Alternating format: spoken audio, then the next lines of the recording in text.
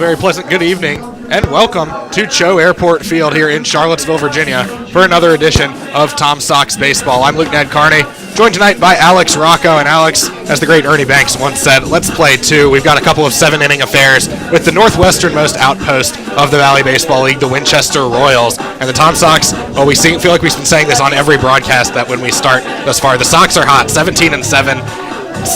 Come from behind victories galore and looking to keep it going tonight.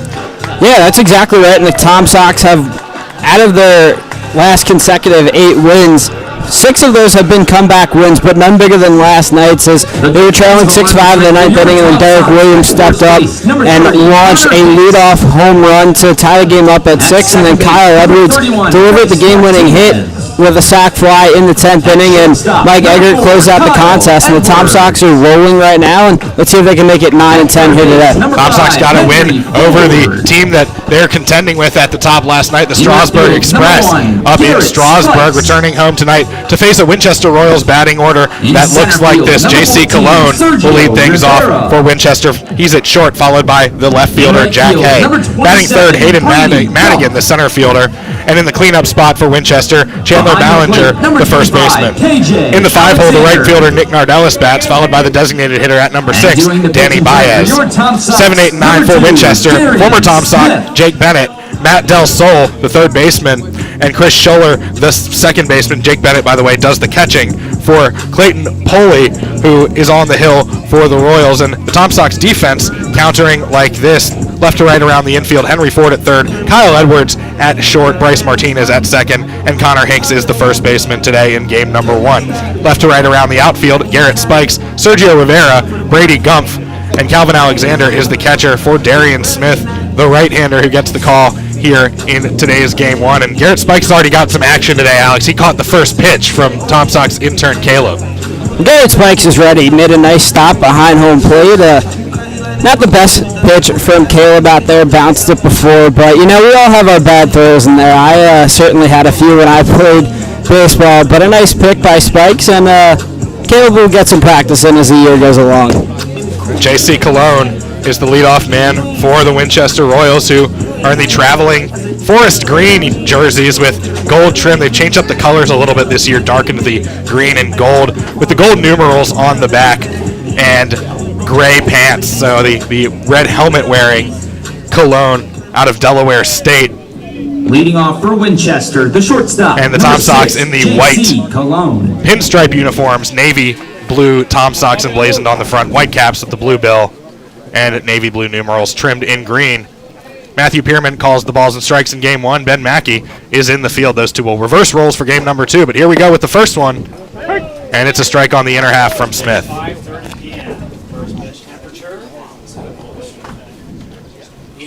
And 84 degrees here at CHO Airport Field as we start. This game was originally scheduled to begin at 4 o'clock. A little bit of rain pushing the schedule back as the 0-1 misses down and outside from Smith. But it looks like it hardly ever rained here at all. As the 1-1 coming in from Darian Smith winds up, hit on the ground, couple of bounces foul into the Winchester dugout screen, and it's 1-2. Darian Smith's had some success this year. He was 1-1 in 2 games started. He last pitched on July 3rd, and in that game went 3 innings, allowed 2 runs, and struck out 4. Smith, a native of Jacksonville, Florida, home of the Jacksonville Jumbo Shrimp, AAA affiliate of the Miami Marlins.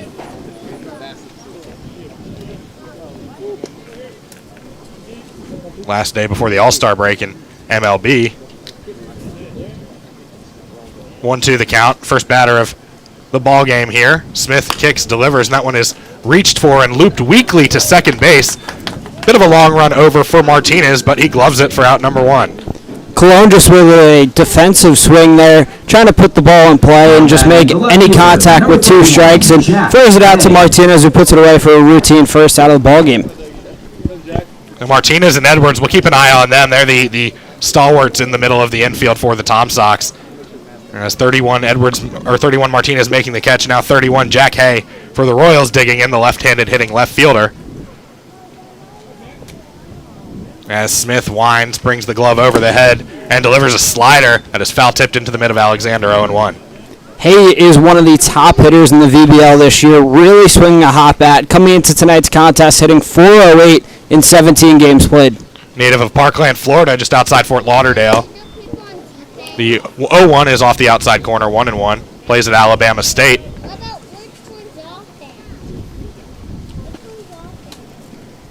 As Garrett spikes out in left field, his counterpart today moves a couple steps over toward the left field line. The 1-1 with one away and the base is empty just outside, 2-1. Connor Hinks, the first baseman, hugs the line over at first with the lefty batting. Third baseman Henry Ford comes to the lip of the grass. And the 2-1 pitch from Darian Smith misses inside, 3-1.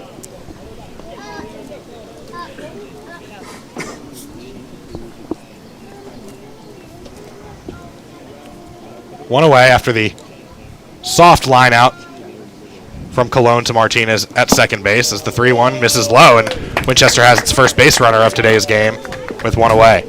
Hay really did a nice job there against Smith, laying off some pitches that couldn't find the strike zone, and that's what you're going to get with a guy like Hay. We talked about him being a contact hitter, but he also has great discipline at the plate. That's his 15th walk on the season, and compared to how many strikeouts he has with just being 7, it's an extremely impressive splits. Hayden Madigan, the center fielder, bats third for the Royals, who, in those dark green uniforms, Madigan with a matching dark green bat, batting with one out, and he sprays this one foul to the right side, out of play. It's been a short sample size for Madigan this year, just 4 games played, but showing off some power, does have a home run and 6 RBIs in 16 at-bats. Hinks holding on the runner at first. Double play depth for the Tom Sox infield. The 0-1 to the third hole hitter, Madigan. That's another foul ball almost to the same spot. It's 0-2, out of play.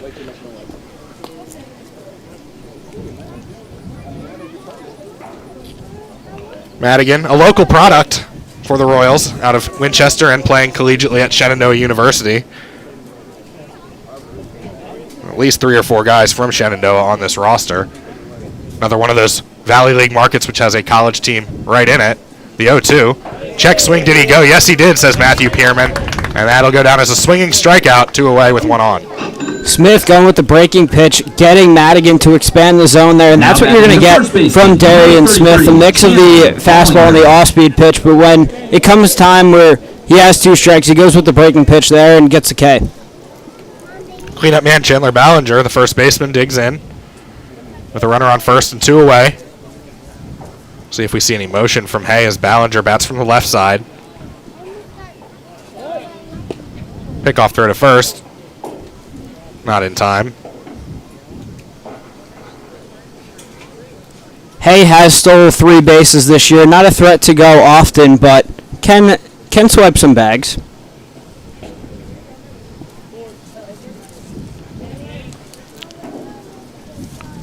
From the stretch, Smith kicks, fires a fastball, and that one bounces in the dirt, gets away from Alexander and up the first base line. That'll allow Hay to get to second. And we ruled a pass ball.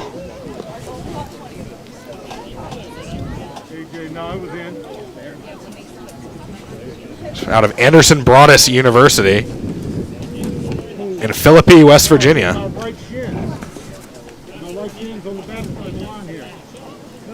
Enrollment of 766 undergraduates. And the left-handed hitting Ballinger. There's a 1-0 count. Long look in following the pass ball. Runner on second now. 2 away here in the top of the first. First of 2 here at CHO Airport Field, and a swing and a miss. And the count even, 1-1.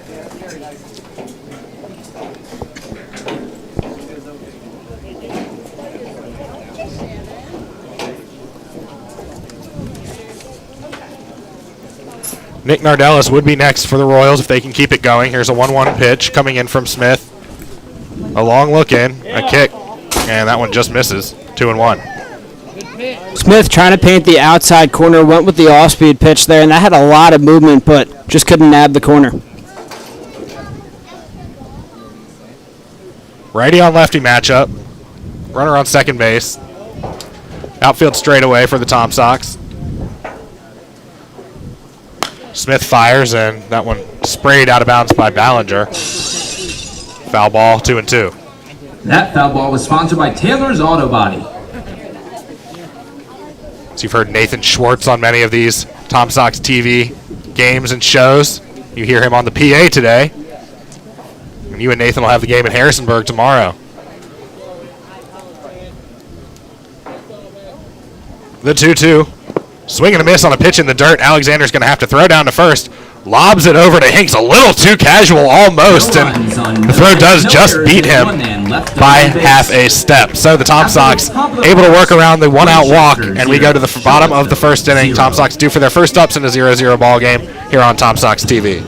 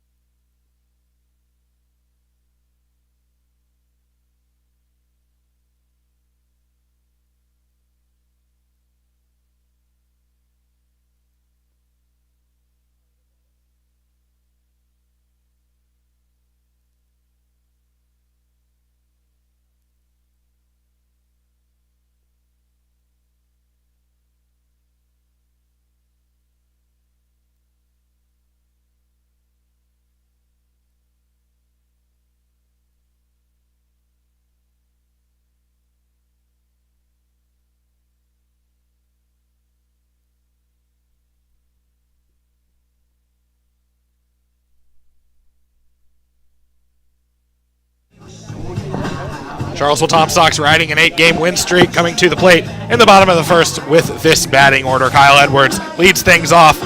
He's the shortstop. Bryce Martinez, the second baseman, is batting second. Derek Williams, the designated hitter. He of the home run power of late is in the 3-hole. And Henry Ford, the third baseman, bats cleanup. Batting fifth is the first baseman, Connor Hinks, and Garrett Spikes in left field bats sixth. 7-8-9 for the Tom Sox. Brady Gump, the right fielder, Calvin Alexander, the catcher, and Sergio Rivera, the right fielder, against Clayton Poley, a right-hander for the Winchester Royals out of Rider University, native of Ringwood, New Jersey. And it's a righty-on-righty matchup against Edwards to start, as the Tom Sox worked around a one-out walk to Jack Hay in the top of the inning. First pitch to Edwards is a curveball that stays upstairs 1-0. This is Poley's first start of the season, has gone 3 appearances, pitching 6 1/3 innings. 1-0 to Edwards, catches the inner half, strike one. Poley in those 6 1/3 innings has allowed 2 hits, 1 earned run, walked 3, and struck out 7. Righty on righty matchup. Edwards swings at the 1-1 and foul tips it into the mid of the catcher, Jake Bennett, 1-2. Edwards had a game-winning sac fly last night, doing a job, had Garrett Spikes on third base and poked it deep into left field, which was deep enough for Spikes to come home and score, which gave the Sox a 7-6 lead. The 1-2 is hit in the air, short center field. Going to be a play for either Madigan, the center fielder, or Colon, the shortstop. It'll be Madigan making the call, and there's one away. A lazy fly ball there for the first out. And Bryce Martinez comes to the plate. Kyle Edwards, probably one of the more self-critical players you'll see on this Tom Sox team. 100%. Disappointed he can't get the rally started. Exactly. You always see Edwards have his head down after outs. He wants to get on base every single time. There are stretches where it seems like he does, as the first pitch to Martinez misses outside, 1-0. Martinez out of Wofford. The 1-0. On the inside corner. Strike one.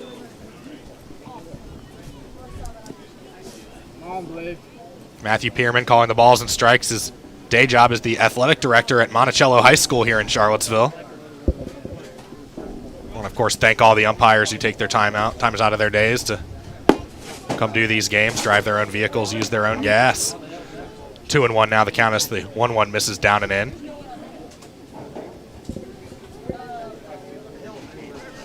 Ben Mackey out in the field for game number 1 here today. The 2-1. Martinez takes that one down, 3-1. Poli struggling to find the strike zone here against Martinez. Tried to find the outside part, but couldn't get it. The 3-1 comes in over the middle of the plate for a strike. Mike Mackey, not Ben Mackey. You got the M&M boys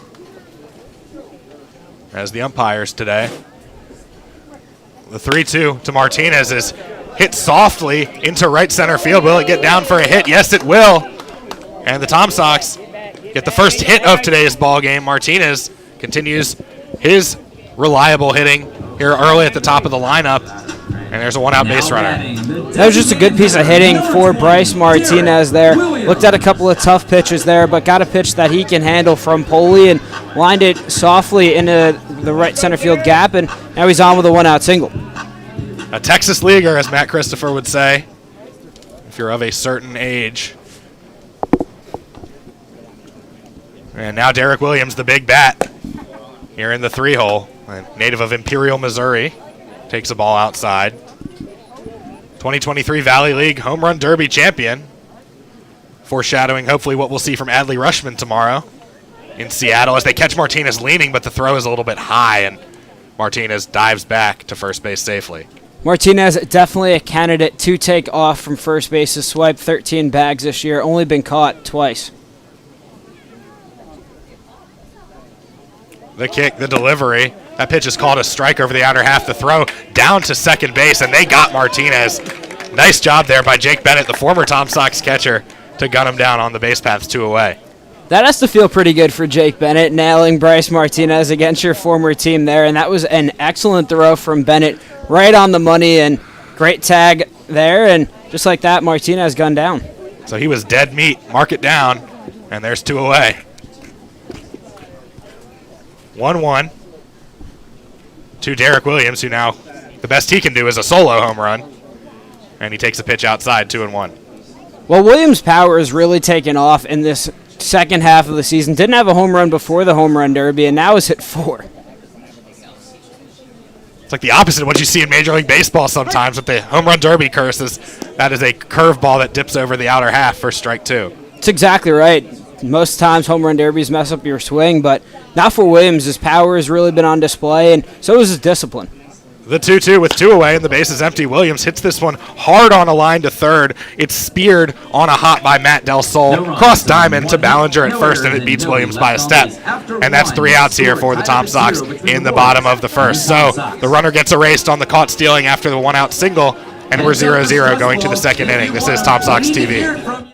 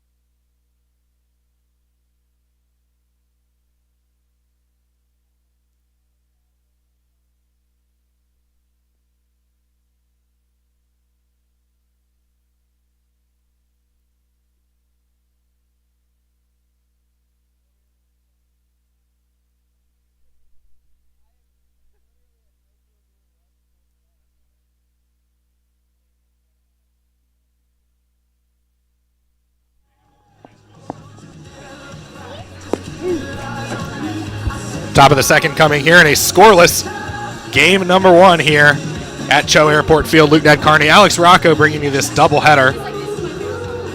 As we'll have 2 7-inning affairs here as Darian Smith out for inning number 2 to face 5, 6, and 7 for the Winchester Royals. Leading off Nick Nardellis, the right fielder, out of Dix Hills, New York. You know a thing or two about that place. I do. That is home for me. Even though home this summer is Charlottesville, Dix Hills will always be home for me. And attends Comac High School and really did a good job in his high school career. Now plays collegiately at Delaware State. First pitch swinging, and he grounds it foul down the third base side past the third base coach. Royals got a one-out walk to Jack Hay in the top of the first.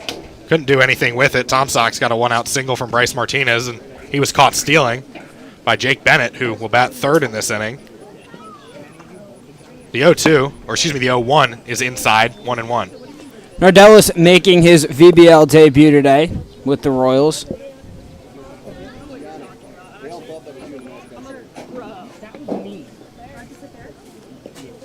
Base is empty, nobody away. Top of the second, 1-1 the count. Nardellis hits this one well into center field, but playing perfectly is Sergio Rivera, and he barely has to move to make the grab for out number one. Pretty good contact on that one. No real wind to speak of right now, but good job there by Sergio doing his homework. Yeah, Rivera didn't even have to move out in center field. Nardellis gave it a ride, but Rivera had him played perfectly, and just like that, Darian Smith rolling on the mound so far. Here's Danny Baez, the designated hitter. Out of Oviedo, Florida, Indian River State College. And takes a strike letter high to start, 0-1. Baez hitting .340 so far this summer. Does have a home run and 14 RBIs. With one away, Smith brings the glove over the hat like John Smoltz and misses outside. Calvin Alexander doing the catching for the Tom Sox here in this one. We can only assume there will be a different catcher in game number 2 as the 1-1 comes inside and goes off the back foot of the hitter Baez. So that'll be another one-out base runner here. Kind of one-out base runner in each half inning between the teams, and now that'll bring up Jake Bennett. The catcher, number 27. Familiar name here to Tom Sox players. Jake Bennett spent the first half of the season with the Tom Sox, played 6 games, hit .176 with the Sox, did crank a 2-run home run. Native of Crestwood, Kentucky, playing at San Jacinto. Batting with 1 on, 1 out. Here in the top of the second, he takes a strike. 0-1. Bennett's numbers has improved mightily with Winchester. Now he's hitting .250 with the Royals. 2 home runs, 8 RBIs, and saw the arm that he displayed gunning down Martinez in the bottom of the first. 0-1 the count. Smith from the stretch, kicks, fires, and that one is sprayed out of play down the right side. 0-2.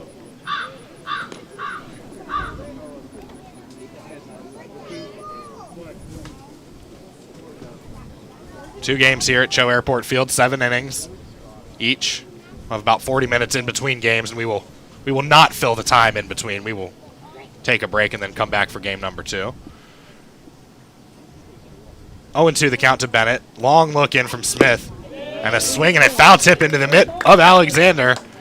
And Tom Sox win the battle there against their former teammate after the caught stealing in the bottom of the first. The third baseman. Darian Smith really has his off-speed pitch working today. You saw the movement there to Bennett. Started on the inside part of the plate, then cut to the outside part. And Darian Smith, when he's on the mound, you really have seen the breaking ball come to life, and 3 strikeouts so far. Here's third baseman Matthew Del Sol, native of Elizabeth, New Jersey. First pitch swinging, high, lazy fly ball, right field. Brady Gumpf lines it up and bags it for out number 3 as we go to the bottom of the second inning. 0-0 our score. We've had 1 base runner in each inning. Nobody's come around. This is Tom Sox TV.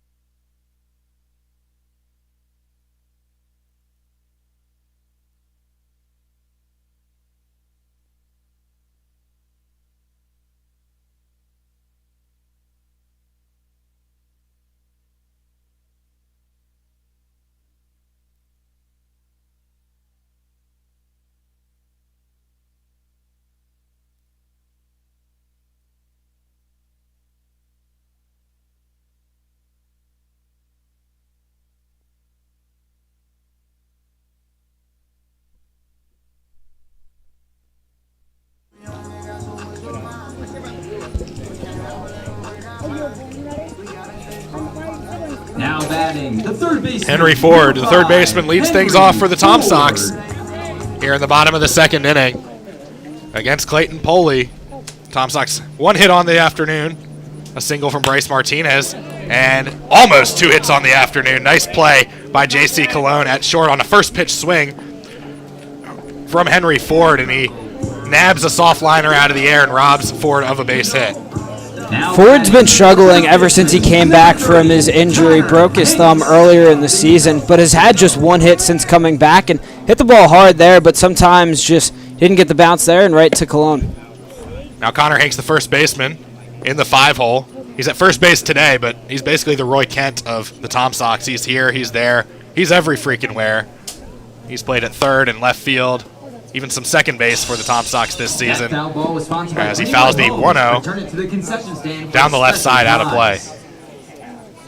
Hanks has been hot in his last 5, his 4 hits, 4 RBIs, and had a couple of base knocks last night. Out of Notre Dame, native of Western Springs, Illinois, in the Chicagoland area. Takes the 1-1 up high, 2-1. Batting with that Notre Dame gold helmet with the sun shining off of it here in this early first pitch in this doubleheader. Curveball stays upstairs, 3-1. With 1 away, bases empty. Working quickly now is Poley. And Hanks hits the 3-1 high in the air, opposite way. It's going to drift into foul territory, but still be playable for the left fielder, Jack Hay, right in front of the Winchester bullpen, 2 outs. Higgs didn't get a lot on that, just lined it down the left field line, and Hay, playing near the line, puts it away for a routine second out. Bring up Mr. Tom Sox himself, Garrett Spikes, the left fielder today in game number 1 in his 3rd season here in Charlottesville. Out of the University of Georgia, Spikes first pitch swinging, foul ball down the left side toward the school building. It's 0-1. Spikes made a big play last night, was the ghost runner in the 10th inning and took off on a pitch and hesitated for a little bit, but showed off his speed and made it to third and proved to be the game-winning run.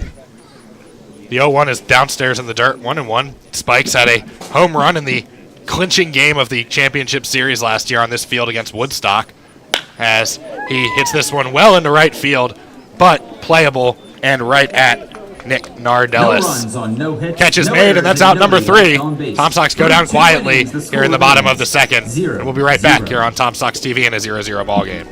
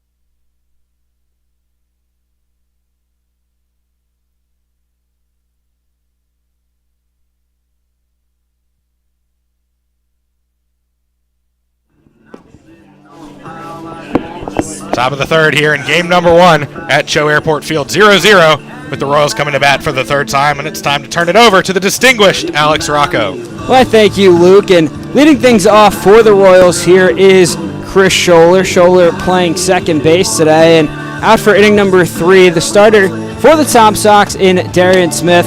Smith really doing a nice job so far, Luke, with 3 early strikeouts. Yeah, and he's worked around a base runner in each inning. First time through, he walked a guy, walked Jack Hay, and then the hit batsman in the second inning, which can really throw off a pitcher's rhythm sometimes, especially if he's pitching well otherwise. But really good job for Smith, dialed in out there, not having to deal with any shadows on the field like he normally would with the earlier start time. And we just got to hope he doesn't allow base runners here.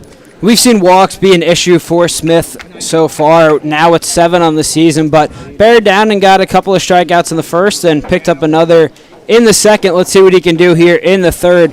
Facing off against Chris Scholler. Smith gets a sign from his catcher, Alexander, delivers on the first pitch. That one laced down the left field line, and Scholler will dig for 2. Spikes can't field it out in left field, and Scholler is into second base with a stand-up double to lead off the inning. Good piece of hitting there from Scholler in the 9-hole. Hitting it down the line. He had a little bit of a gap there because Ford wasn't really hugging the line. And then Garrett Spikes in left field. Kind of looked like Velma from Scooby-Doo looking for her glasses there with the ball down on the grass. But fortunately for the Tom Sox, it wasn't enough for him to take the extra base. It's Scholler's third double on the campaign. Now it'll send it to the top of the order with J.C. Colon. Colon popped up to Bryce Martinez to open the game. Smith checks Scholler, now comes on the first pitch to him, runs high and in tight as Colon ducks out of the way. And now this is the farthest a Winchester runner has been on base in these 3 innings. We'll see what that does to Smith's concentration out there.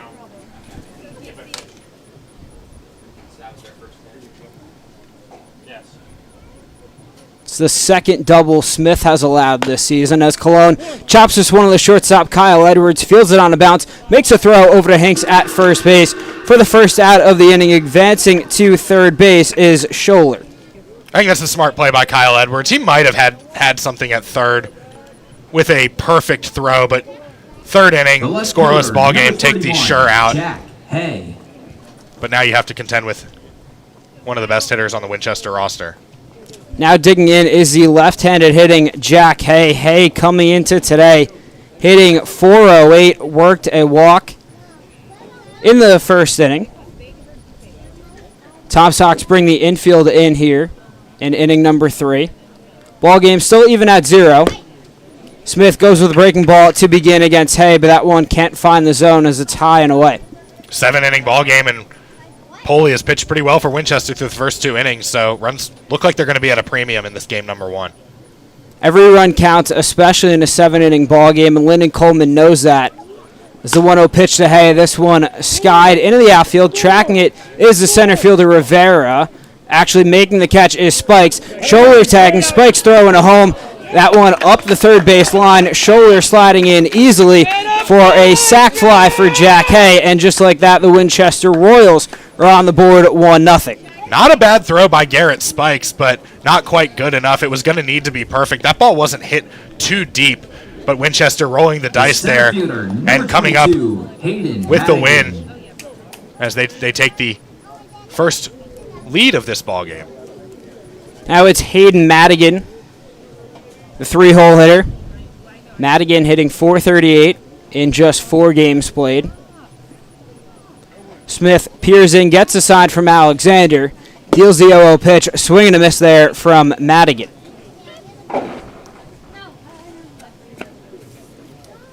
Madigan does have a lot of speed, has swiped 4 bases so far. The 0-1 on its way. This one chopped out in front and fouled off the leg of Madigan as he shakes that one off.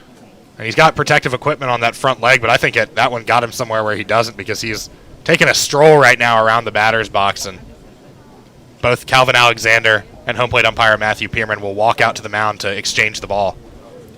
Could have hit him on the top of the shin above the protection there. That one definitely stings for Madigan, but he will step back into the box with the count 0-2. Darian Smith looking to pick up strikeout number 4. 0-2, 2 out here. The pitch from Smith. Swing and a miss, he got him. Darian Smith goes with the slider and gets Madigan fishing. Winchester does strike first on a sac fly from Jack Hay as we head to the bottom of the third with the Royals leading 1-0. Stay tuned for more right here on Tom Sox TV. Will be Christmas in July.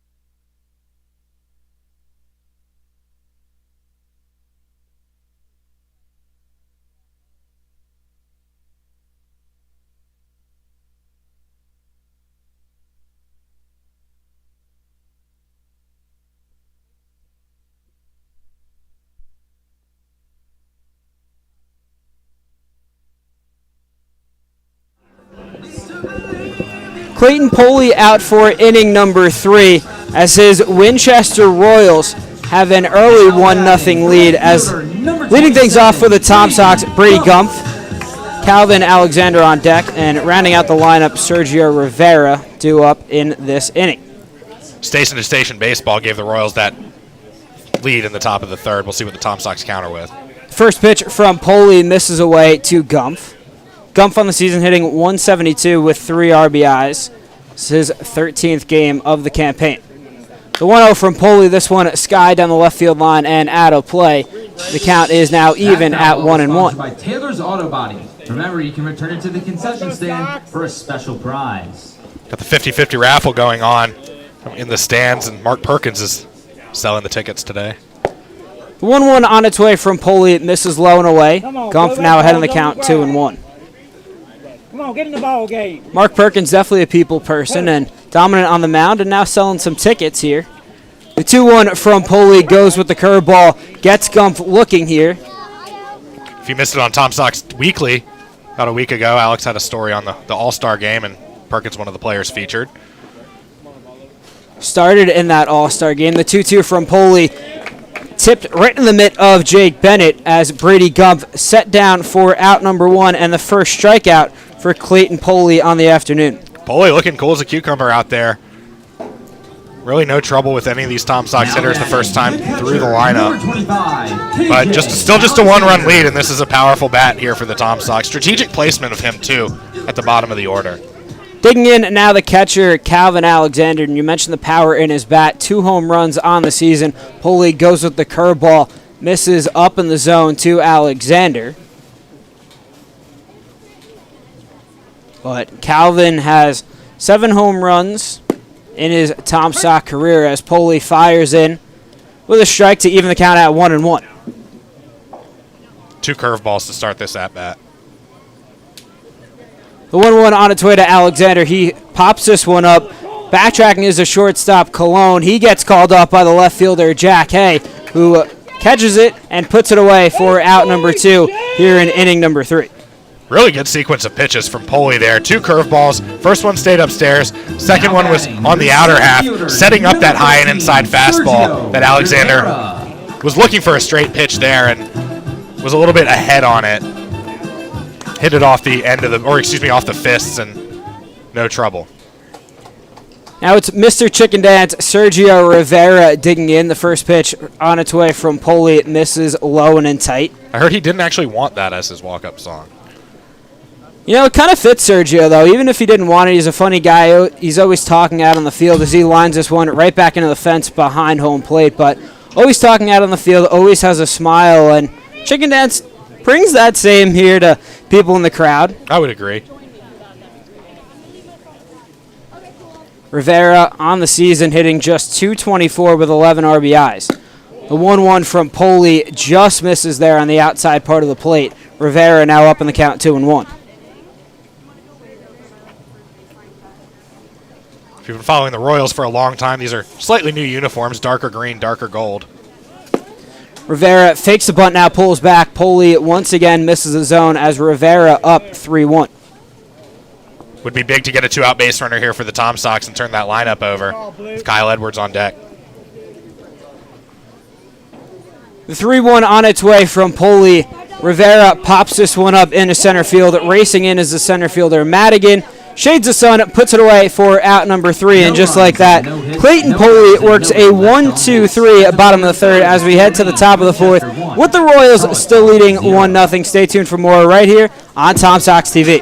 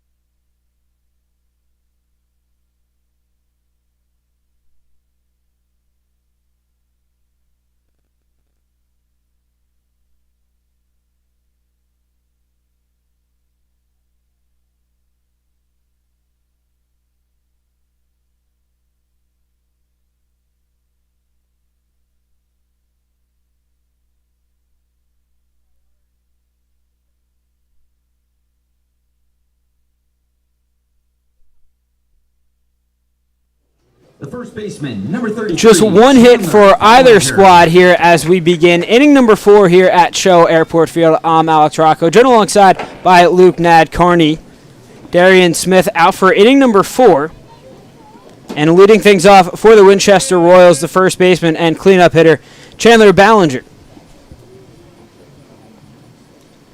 First pitch to Ballinger, chopped on the ground toward Henry Ford, who that is foul. That ball was just on the line there. Ford making the backhanded play, but home plate umpire deems that ball foul. If he charges that ball, he makes the put out in fair territory, but Ford, the way Ford was positioned and the approach he took to the ball, it rolled just foul before it got to the bag. Ballinger struck out to end inning number 1. One of 4 strikeouts for Smith on the afternoon. Smith working out of the windup, deals the 0-1. Can't find the outside part of the plate to Ballinger here. Now the count is even at 1 apiece. No call, one on that side of the plate.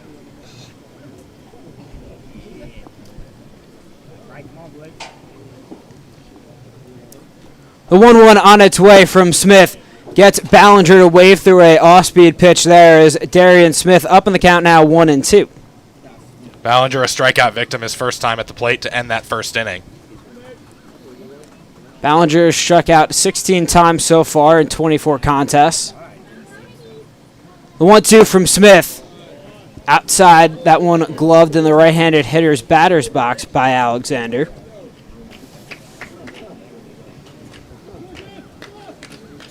Ballinger, an extra base hit machine, has 7 doubles and a triple out of his 29 base knocks. The 2-2 from Smith. Breaking ball, can't nip the outside corner, and Ballinger works it full. Tough call there for Smith. One of those pitches that can go either way. We've seen Smith go with that breaking ball several times in 2-strike counts. See if he goes back to it here. The count full. This one popped up in a straightaway center field. Tracking it is the center fielder Sergio Rivera, who puts it away for out number 1. Rivera made the catch, but Kyle Edwards ran the furthest on that play. He lost his hat, and then Sergio called him off, and Kyle veered out of the way, but you had 3 guys there, and the ball hung up high enough so it didn't fall into that Bermuda Triangle. Was Rivera, Edwards, and the second baseman Bryce Martinez all tracking that ball, but Rivera calls the 2 middle infielders off and puts it away for out number 1. Now it's Nicholas Nardellis digging in. Smith starts him off with a breaking ball called for strike number 1. Nardellis led off the second inning, flied out to Rivera in center field. Smith loses his hat on the 0-1 pitch. That one was above the belt to Nardellis.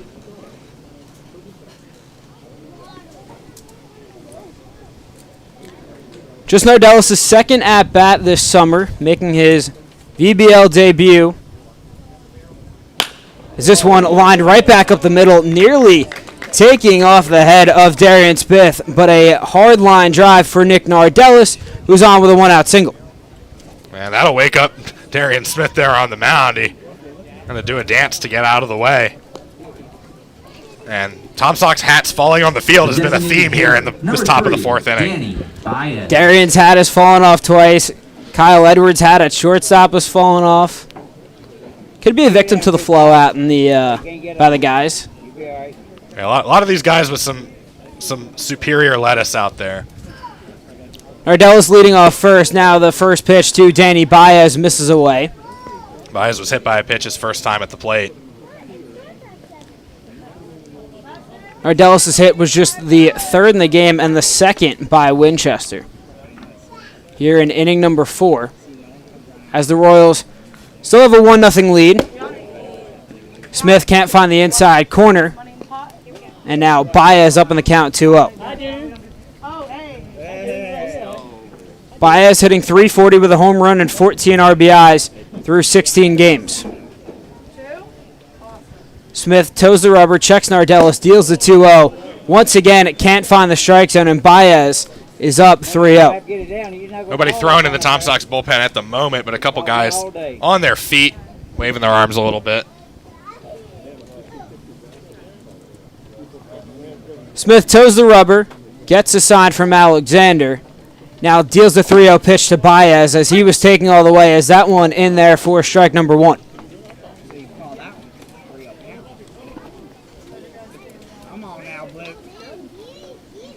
Baez still in a hitter's count here, up 3-1 with 1 out in the top of the 4th.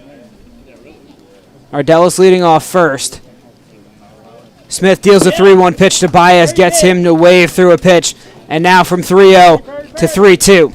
That was a home run cut there from Baez. You saw his head bail out early on that. He was sitting dead red on that 3-1 pitch and completely whiffed. Baez has launched a home run earlier this season, was trying to make it 2. But now Smith just 1 strike away from getting out number 2. The 3-2 on its way. This one lined straight back into the fence behind home plate, and we'll do the full count pitch once more. See if we see the runner take off here on a 3-2 count. I know there's only 1 out, but Winchester in a 1-0 ball game. Another run could be big here in only 7 innings in these doubleheader games. Nardellis with 2 stolen bases at Delaware State in 37 games played. Smith, thinking the same as you, Luke, checks back on Nardellis at first base, but he dives back in time.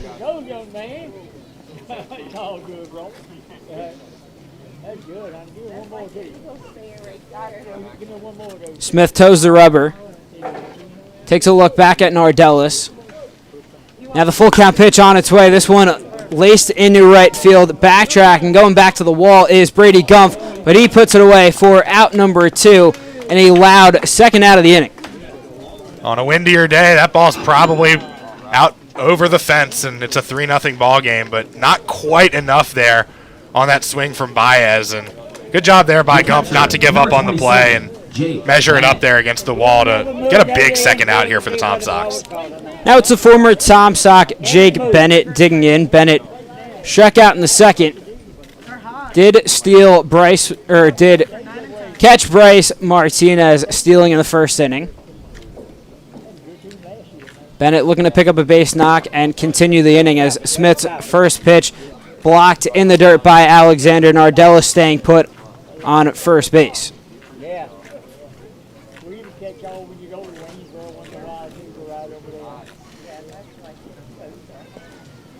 Bennett out of San Jacinto. The 1-0 on its way from Smith. This one finds the strike zone. Now the count is even at 1-1. Bennett checking with home plate umpire Matthew Pearman. I noticed the catchers will do that a lot, just to make sure they get the calls when their pitcher is pitching too. They know the strike zone more than anyone. You see Alexander do it, now Jake Bennett. Consistent dialogue with the home plate umpire. The 1-1 on its way from Smith, spiked in the dirt, blocked by Alexander as Alexander gloves it with the backhand. And as someone who's umpired the game before, that catcher's your guy out there on the field too. If you need someone to calm down, you say to the catcher, "Hey, talk to him next time you're in the dugout."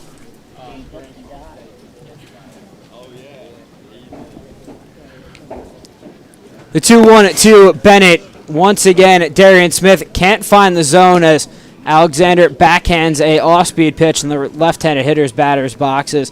Jake Bennett in a hitter's count here, up 3-1. Bring it back in there. Good catchers mean fewer bruises for umpires. Smith looking to get out of this 4th inning here. The 3-1 on its way to Bennett. This one right down Broadway for strike number 2, and once again, back-to-back full counts. And now we will see Nardellis run on a full count with 2 outs and a force play in play.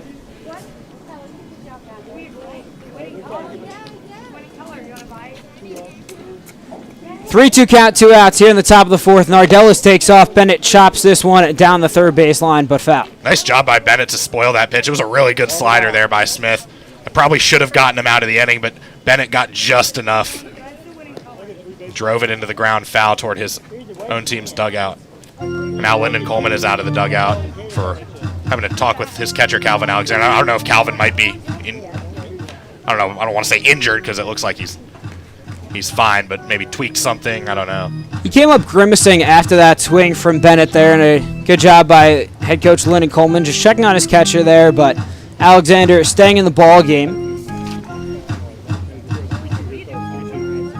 Salvi Alvarez getting the night off for the Tom Sox. Expect him to be behind the dish in game number 2. He got the start last night. I was going to say, I highly doubt we'll see Alexander pull double duty here, like you and I are doing today.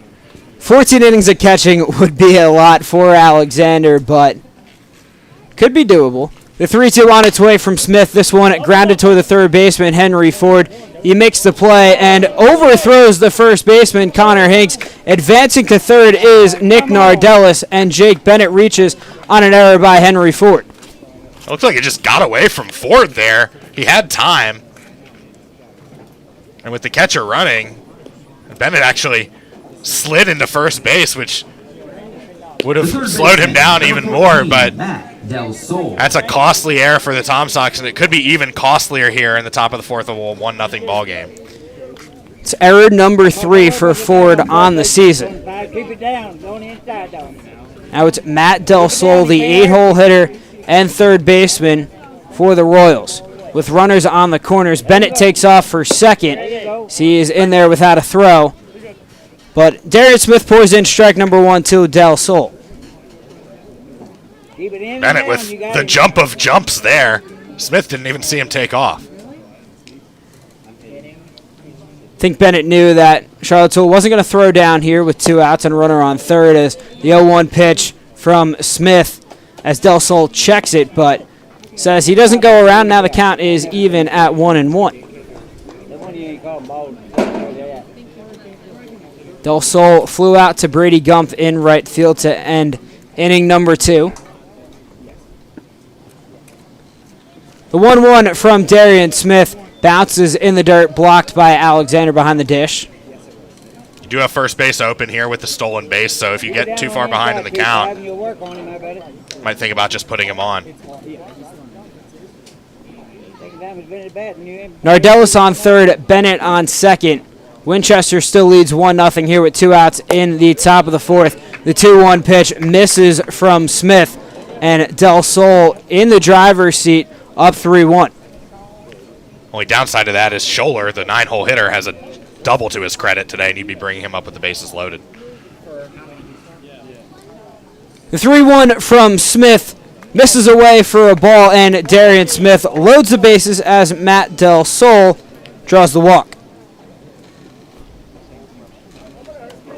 A couple of big variables here as Scholler comes up, and we're going to get a mound visit from Lyndon Coleman. But Tom Sox in danger of turning the Winchester lineup over and now nowhere to put Scholler. As still nobody throwing in the bullpen, so we'll see what this is all about. Darian Smith running into trouble here in inning number 4 after he was really cruising in the first 2. And even in the third, he did allow the double to Scholler, but bounced back and got crucial outs. But now here in the third, gave up a hit to Nardellis, who stands on third. Jake Bennett reached on an error by Henry Ford, and then the last walk to Matt Del Sol, which loaded the bases. And Lyndon Coleman taking some time talking to his young pitcher and just calming down his infield and making sure they make the smart play with 2 outs here. Force at any base, and now we're going to see the Tom Sox bullpen, I think, get moving. I see Braden Halliday, number 16, walking out that way. See a couple of guys stretching out there, too, so see where Lyndon Coleman goes. But before he goes to the bullpen, it's the 9-hole hitter and second baseman, Chris Scholler, digging in.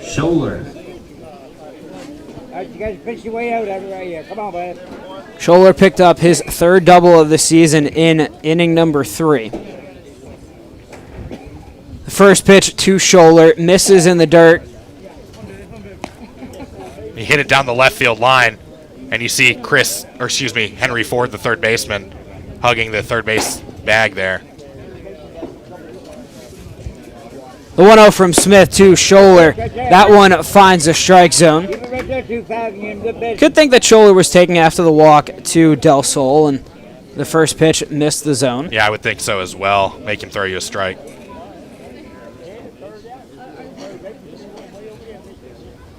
The 1-1 from Smith. Can't find the strike zone as Smith trying to paint the outside corner.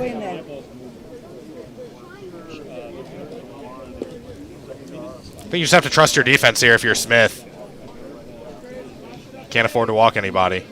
Scholler up in a big spot with the bases loaded and 2 outs in the top of the 4th, and the Royals still lead 1-0. The 2-1 pitch from Smith.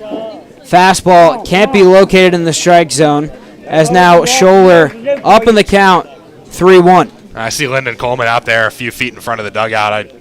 I wonder if this is going to be the last batter regardless for Smith.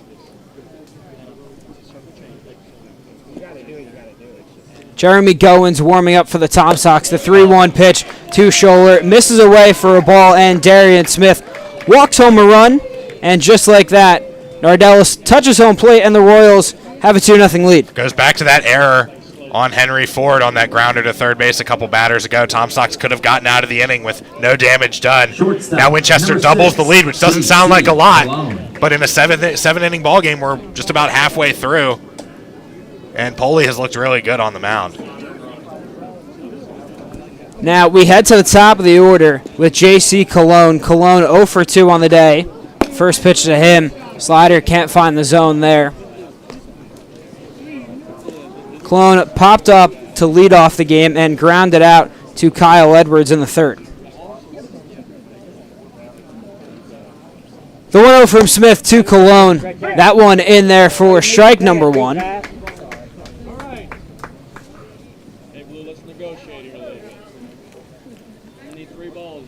Smith looking to get out of this inning, only giving up 1 run. The 1-1 pitch misses away once again, and now Colon up 2-1. We've really seen Smith have trouble locating on the outside part of the plate. Yeah, he's missing pretty consistently in that opposite batter's box to a right-handed batter. The 2-1 on its way. There it is again.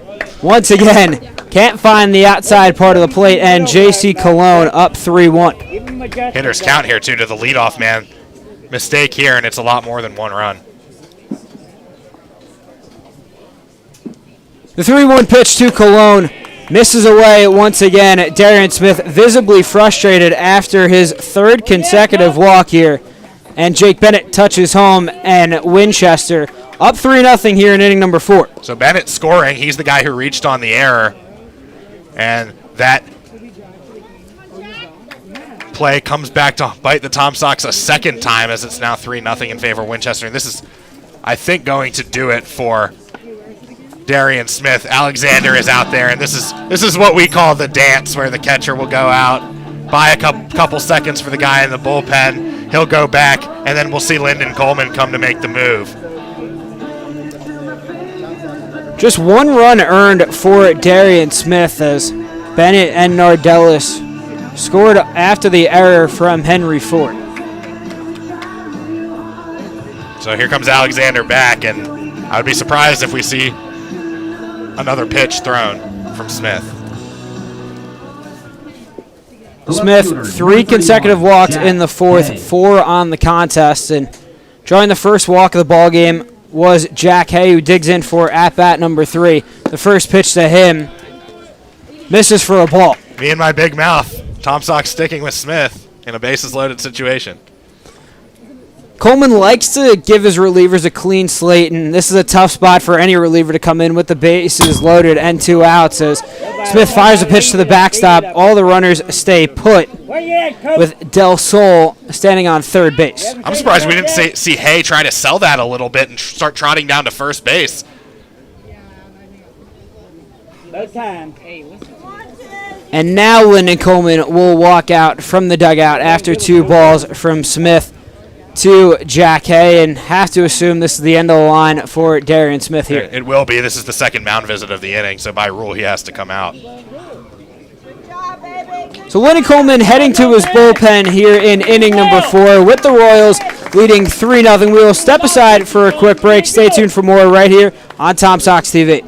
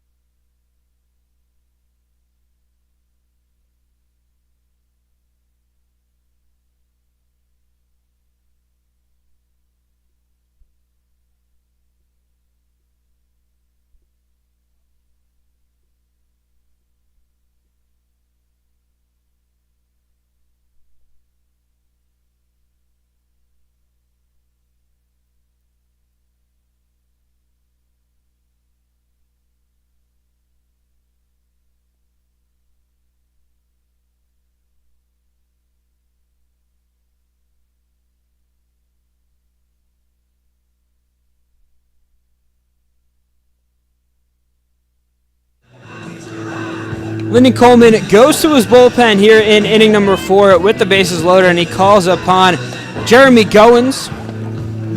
Goins, this is his 5th appearance, and Luke, what do you have for me on Goins? Well, he's thrown. This will be his 5th complete inning of work. 7 strikeouts, 5 walks, given up 4 hits. Got a record of 0-1, 8.30 ERA, but sparing work here. He's never gone more than 1.2 innings. Goins enters with the count 2-0, and he adds to it as Jack Hay bounces out of the way, and now he is up in the count 3-0. Real tough for a reliever to come in this kind of situation. Darren Smith walked his last 3 hitters. Now the 3-0 on its way from Goins. That one in there for strike number 1 as Jack Hay tosses the bat behind his head, but he's still in there. I mean, he assumed it was going to be a ball before the pitch even got to the catcher. That should count for 2 strikes. Goins toes the rubber. Now deals a 3-1 pitch to Hay. This time it's ball number 4, and Jack Hay works an RBI walk. Coming in to score is the third baseman, Matt Del Sol, for the 3rd run of the inning and run number 4 for the Royals. So Jack Hay has driven in 2 of Winchester's runs without recording a hit. He had a sacrifice fly back in the 3rd inning, and now a bases-loaded walk. And somewhere Leo DeRocher is saying, oh, those bases on balls, hurting the Tom Sox here in the top of the 4th. Jack Hay is actually yet to record an at-bat because he walked in the 1st inning. So 2 walks and a sac fly for Hay. That'll bring up the 3-hole hitter, Hayden Madigan. Madigan watches the first pitch miss away from Goins.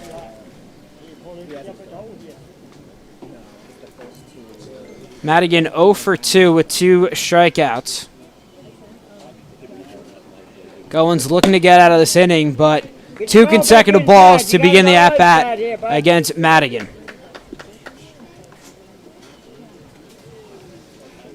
Royals have someone throwing in the bullpen. I wonder, though, if it's just Poley trying to stay loose because this has been a long inning.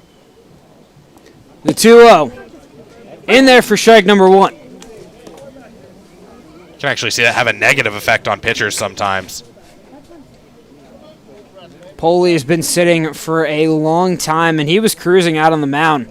Working a 1-2-3 inning in the bottom of the 3rd. The 2-1 from Goins, spiked in the dirt, blocked by Alexander behind the dish, and Madigan up 3-1. Of course, the trade-off is your lead is now no less than 4 runs rather than just 1 run. Goins looking to avoid the Tom Sox 5th straight walk here in the top of the 4th. The 3-1 on its way, in there for strike number 2 on the outside corner, and Jeremy Goins 1 strike away from getting out of the inning. That was a generous call there by the home plate umpire. Calvin Alexander, I think, bought that call for his pitcher. Alexander does a really nice job at framing and definitely bought a pitch back. The 3-2 on its way. That one skied and well out of play behind home plate. And we saw the merry-go-round start with the 3-2 count and 2 away. Ball in the gap scores 3. Base hit probably scores 2. Scholler on 3rd, Colon on 2nd, Hay on 1st, 2 outs, 3-2 count here in the top of the 4th. 4-0 is your score. Goins delivers the 3-2 pitch. Got him looking. Jeremy Goins freezes Hayden Madigan for out number 3 here in the top of the 4th. But not before Winchester strikes for 3 runs on 4 consecutive walks here in the top of the 4th. We head to the bottom of the inning with the Tom Sox still down 4-0. Stay tuned for more right here on Tom Sox TV.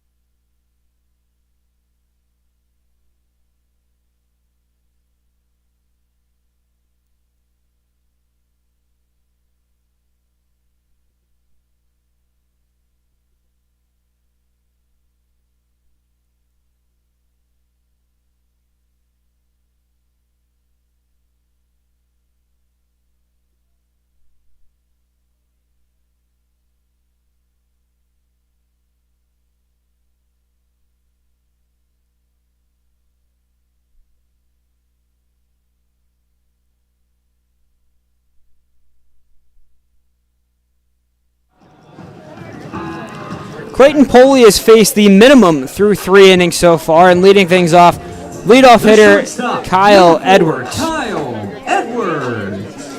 Edwards flew out to center field Come on, Kyle, y'all got to in the start first hitting the inning ball now. Come on. as the Tom Sox trail 4-0 here. Got 6 innings to go here. We need some hits. We'll see how that long inning, like we were talking about in the top half, affects Poley, if at all. Poley has really done a nice job in the first 3 innings. Has struck out 1 guy, but his pitch to contact here as the first pitch is on his way to Edwards right down Main Street in there for strike number 1. Edwards came in today hitting .301 with 2 home runs and 15 RBIs as he cranks this one in a deep left field.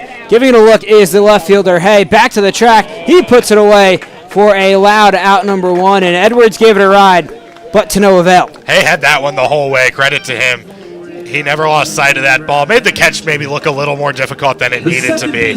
But Edwards just getting under that one, and the frustration continues as he's now flied out to center and left. Now it's Bryce Martinez who has the lone hit for the Tom Sox so far. He singled in the first but was caught stealing by former Tom Sox Jake Bennett. First pitch to Martinez in there for strike number 1 on the outside part of the plate. Poley going with the breaking ball there. Tom Sox were no hit 2 years ago by the Royals in the second game of a doubleheader on a Sunday here at this ballpark. The 0-1 from Poley doesn't get the call here. Now the count is even at 1-1. Martinez coming into today 3 for 15 in his last 5 ball games as Poley pours in a breaking ball, and he is up at the count 1-2. Poley working quickly, gets a sign from his catcher, Bennett. The 1-2 right back up the middle by Bryce Martinez, and he is 2 for 2 with both of the Tom Sox hits. Well, someone brought the lumber for the Tom Sox here in this game number 1 at least, and you're not going to get everything back at once, but now you've got your best long ball threat at the plate. And still in the 4th here in a 7-inning game, 4-0, far from an insurmountable lead, especially with the middle of the order coming up. Especially with how we've seen with the Tom Sox is on this 8-game winning streak, 6 have come in comeback fashion as Poley, the quick pickoff move, keeping an eye on Martinez on first base, but 6 comeback victories out of the Tom Sox 8-game winning streak. So this team knows a thing or two about falling behind and battling back, and first pitch on its way to Derek Williams. That one in there for a first pitch strike. I've seen a couple of these Tom Sox batters get frustrated with these strikes on the outside corner, but Tom Sox pitching was getting that in the top half too. Ain't done it all day. Poley checks the runner in Martinez, goes with the breaking ball. This one chopped over the dugout, down the third base line and foul. That was impressive. Ball cleared the dugout on a hop. Had a lot of bounce there from Williams. See, steps back in. Martinez, 13 stolen bases as he leads off first. Next pitch on its way to Martinez. 2-1 is the count after Poley couldn't find the strike zone. Probably not going to see any motion on the base paths here with 1 away.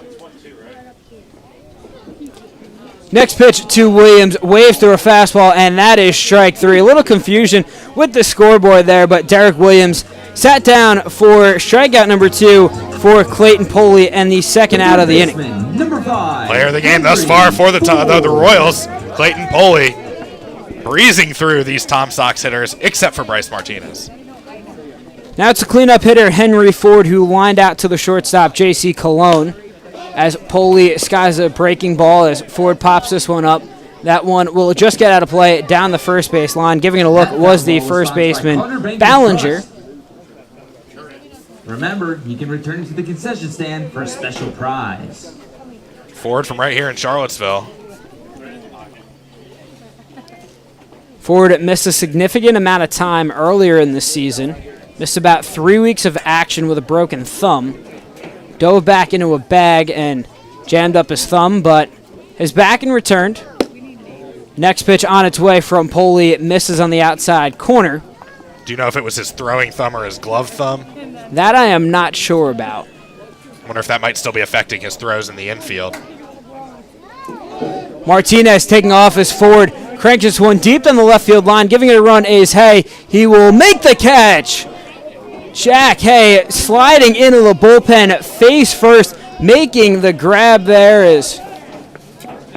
It is officially ruled and out, and what an excellent effort from the left fielder there, sprinting all the way, going full extension and making the grab to end inning number 4, as that's a bad ending for the Tom Sox. Henry Ford gave it a ride, but making the grab is the left fielder Hay for the 3rd out of the inning as we head to the top of the 5th with Winchester still leading 4-0. Stay tuned for more right here on Tom Sox TV.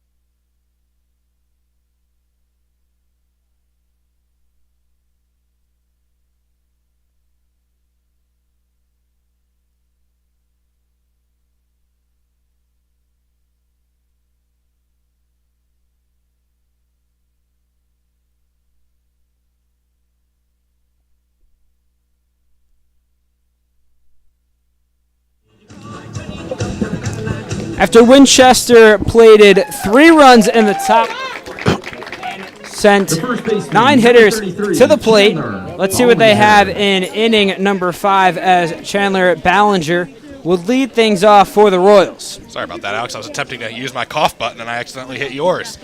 No, you're totally good. It happens to the best of us there. And also me. First pitch on its way from Jeremy Goins, a sliding stop by the catcher Calvin Alexander. Goins came in for relief of Darian Smith, who pitched 3 2/3, gave up 4 runs, 1 of which earned, walked 5, struck out 4, allowed just 2 base hits. 1-0 on its way from Goins, misses outside, and Ballinger up in the count 2-0. Of those 3 runs for the Royals, in the top of the 4th inning, none were earned.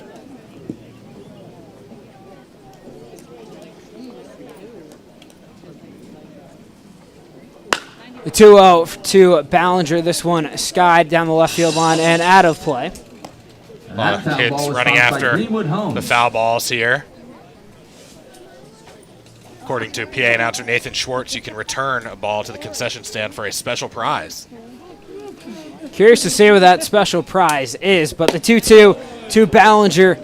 Can't find the outside corner. Goins wanted the call there, but Ballinger up in the count 3-1. Tom Sox will be at Harrisonburg tomorrow. You and Nathan will be going on the road to call that one. It's matchup number 4 with the Tom Sox and Harrisonburg as Ballinger works a 5-pitch walk to lead off inning number 5. Say thank you to the folks over in Harrisonburg for accommodating the visiting broadcasters. Number 18, Nick Definitely a big Nardellis. thank you out to there. Always appreciate them helping us out and getting more reps on the air. Now it's the right fielder and 5-hole hitter Nick Nardellis. Nardellis 1 for 2. That's a strike right there. Goins pours in a first pitch strike to Nardellis. Nardellis singled in his last at-bat, lined a ball right at the middle, and later came around to score. I want to shout out Johnny Maltese as well, making his Tom Sox TV commentary debut last Wednesday against Covington. Yo one on its way to Nardellis.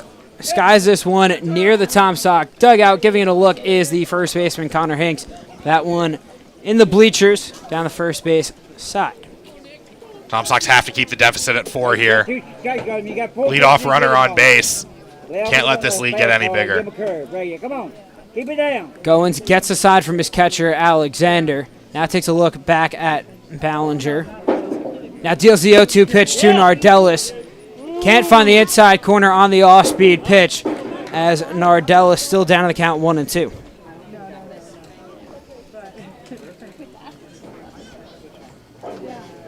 Tom Sox looking for a quick inning here after giving up 3 runs in the 4th as Nardellis launches a ball deep down the right field line, but into the trees.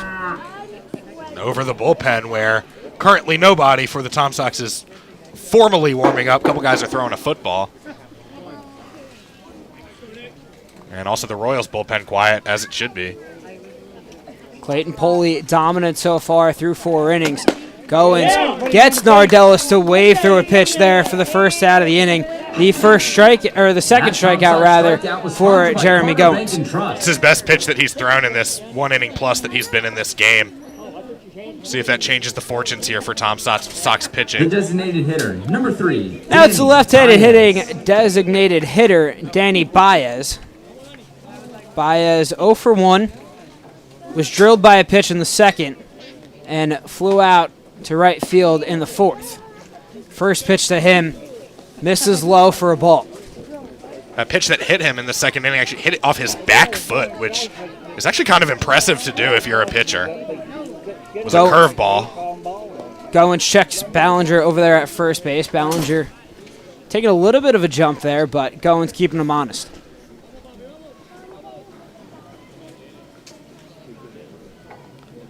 The 1-0 to Baez. In there for strike number 1 as the count is even at 1-1.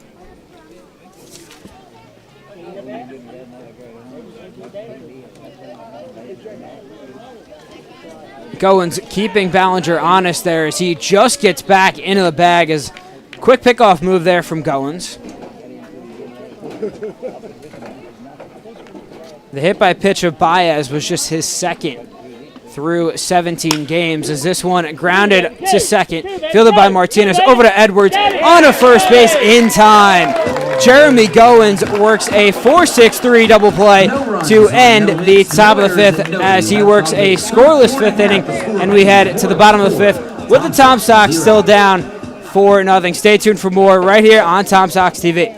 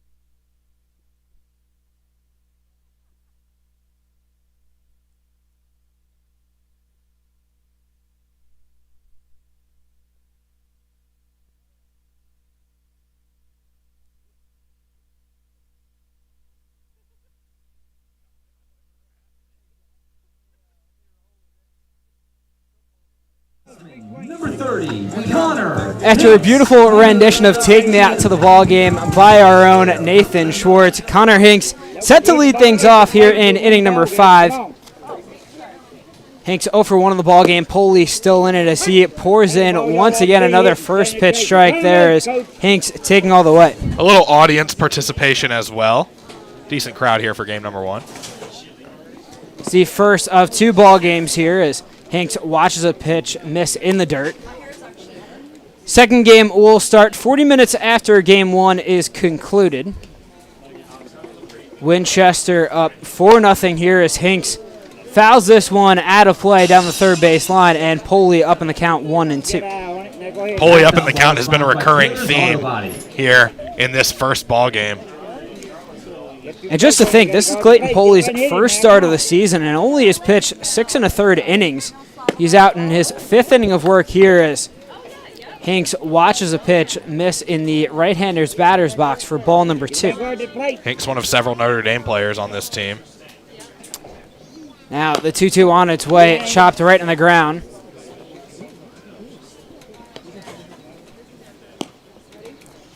The other Notre Dame hitter, Brady Gumpf, due up 3rd in this inning. Garrett Spikes on deck.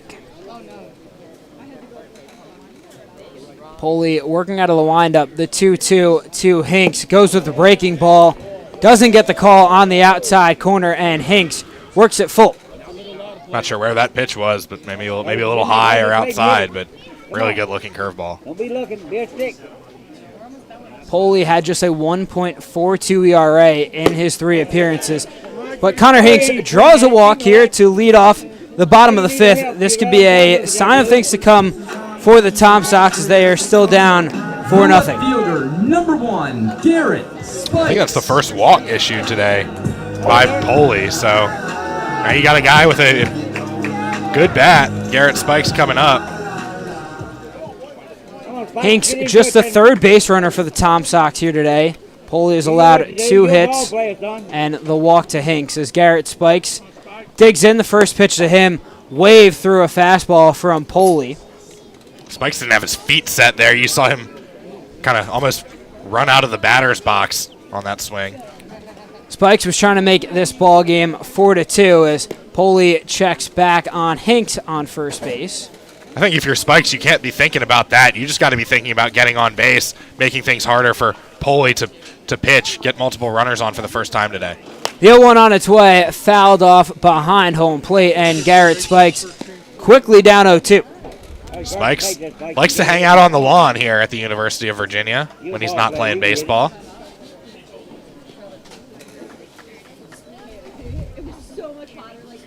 The 0-2 to Spikes.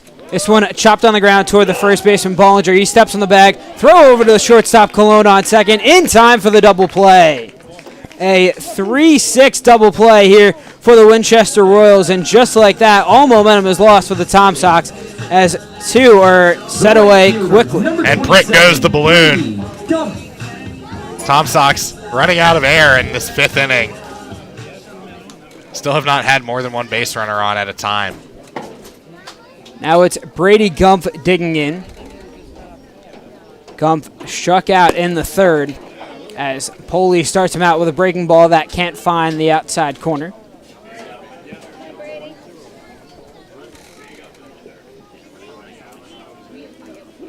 The 1-0 to Gumpf. Breaking ball in there for strike number 1. The count is even at 1-1. Brady Gumpf is another one of those hometown guys, plays his college ball in the town where his school is, South Bend. 1-1 to Gumpf. Breaking ball misses down low. And we're told his mother is the softball coach for the Fighting Irish. His mom has been at Notre Dame since 2002 as Gumpf lines this one right back into the fence behind home plate. And 2002 is a long time. That's the year I was born. Oh, no. Oh, man. I'm not going to tell y'all what year I was born. Twos are wild here in the bottom of the 5th. 2-2 is the count. 2 outs here as the Tom Sox trail 4-0 as Gumpf goes fishing and chases a pitch well above the belt for his 2nd strikeout of the ball game, and just like that, another strong inning for Clayton Pulley on the mound here as we head to the top of the 6th with the Royals still up 4-0. Stay tuned for more right here on Tom Sox TV.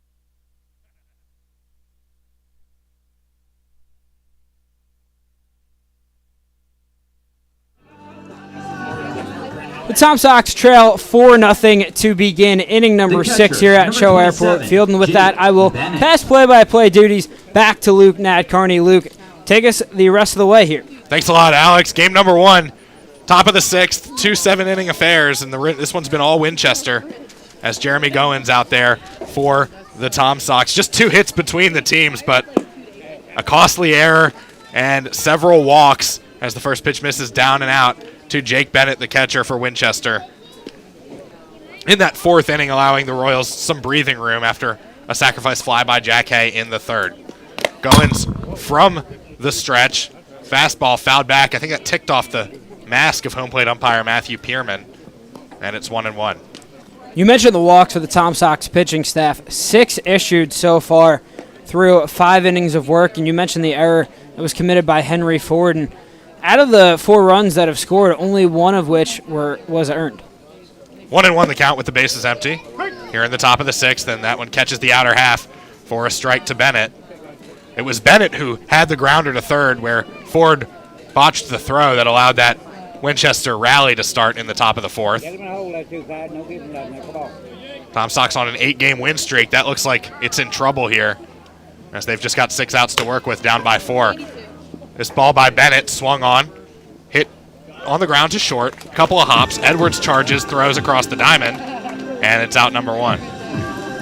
Kyle Edwards making that play look so routine and so smooth there, fielding it on the bounce and making the strong throw over to first. And Tom Sox, they're going to need quality innings in these last 2 innings from Goins here, as they are down by 4 runs. You got to get back into the dugout quickly so you can get your bats up and potentially crack Clayton Poley. Matt Del Sol, the 3rd baseman, comes up. He swings at the first pitch, hits it in the air to short center field. Long run for Rivera and long run out for Edwards. Neither of them will get it, and it's a bloop 1-out single. Nice piece of hitting there by Del Sol. Del Sol really wasting no time there, just flaring a ball into center field. And Kyle Edwards traveled a long way there, went into the feet first slide, but couldn't come up with the Sports Center catch. But Del Sol on with a 1-out single. He did lose his hat again. If you're keeping score at home, that's twice. I think that's 4 on the game for the Tom Sox. It is. Darian Smith lost it twice. Chris Scholler, the catcher now, or excuse me, the 2nd baseman, comes up for the Royals. He had a double to lead off the 3rd inning.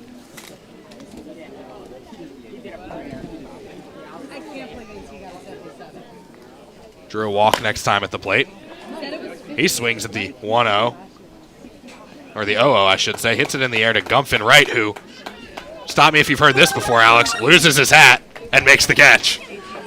Well, good thing for the Tom Sox is they're out with 2 outs in the inning, but Tracker's up to 5 now, and we've seen a different approach for Winchester here in this 6th inning. Not really wasting a lot of time attacking Goins early and not seeing a lot of pitches to back-to-back swings on the first pitch. In the driver's seat are the Royals, as J.C. Colon, the shortstop, 1-hole hitter, comes to the plate. He was another one who drew a bases-loaded walk in that 4th inning.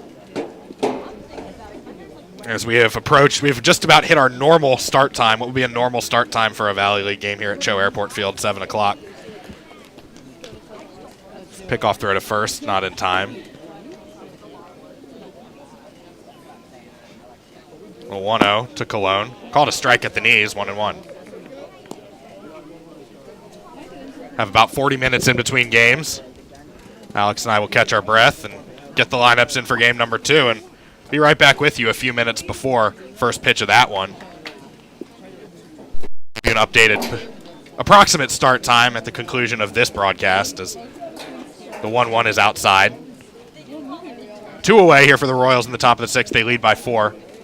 Runner on first base. And a righty-on-righty matchup. The 2-1. Goins misses just downstairs, I think. 3-1. Goins trying to locate in the lower portion of the strike zone there. Just couldn't get the call, and a nice take from Colon. Another throw back down to first from Goins, who has long strawberry blonde hair flowing out the back of his cap.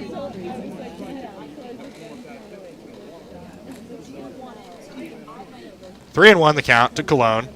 The kick, the fire from Goins is downstairs and inside, and it's a 2-out base on balls issued by Tom Sox pitching. And now you've got the dangerous Jack Hay, who has driven in 2 runs today, but has yet to record an AB, as you pointed out earlier, Alex. A couple of walks and a sacrifice fly. He's got 2 men on here with 2 outs. It's been a very impressive day for Jack Hay. You mentioned not having an official at-bat, but making his presence felt in the box, picking up a couple of RBIs, and making an excellent grab out in left field, robbing Henry Ford of potentially extra bases. Action in the bullpen for the Royals. Cameron Kenny, the right-hander, is up and throwing his Hay. Jackknifes out of the way. It gets past the catcher, Alexander, and both runners will move up 1 base. And now this brings the walk, be it unintentional or intentional, into play to possibly set up the force at every base. But last time the Tom Sox tried that, it didn't really work to their favor, as they're going to rule that a pass ball. So that's going to be 2 for Alexander here in this ball game. 1-0 the count. Goins kicks, fires for Hay, and he swings and foul tips that one off the mid of Alexander. 1-1. Well, Hayden Madigan, who is on deck, typically he is their 3-hitter today, is 0 for 3 with a trio of strikeouts. So a rare off day for him. Could be pitching around Hay here to face Madigan, but we'll see. 1-1 is hit on the ground up the middle. Edwards behind the bag, ranging over. Nice play, and he cuts down Hay by a couple of steps at first base. So the Tom Sox escape out of that jam in the top of the 6th, but they do trail 4-0 as they go to the bottom half. This is Tom Sox TV.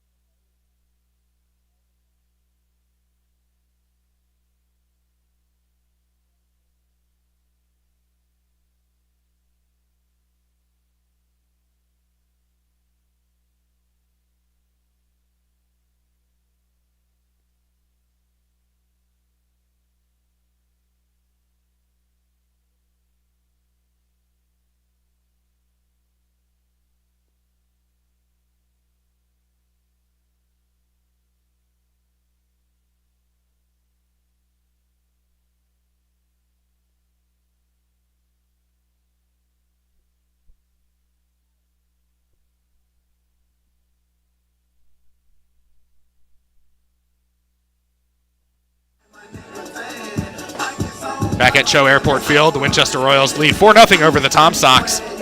Luke Ned Carney, Alex Rocco, bringing you this doubleheader in Game 1 here of a 2 7-inning affairs. And for the first time tonight, the Winchester Royals will make the call to the bullpen. Cameron Kelly, number 39, the right-hander, into the ballgame. And Kelly, this is his 3rd appearance on this season, has went 1 2/3 innings, has allowed 3 hits, 3 earned runs, 3 walks, and 3 strikeouts, pitching to the tune of a 16.2 ERA. He is currently undecided, and fun fact about him is that he's actually from the same hometown as Tom Sox pitcher Braden Halliday.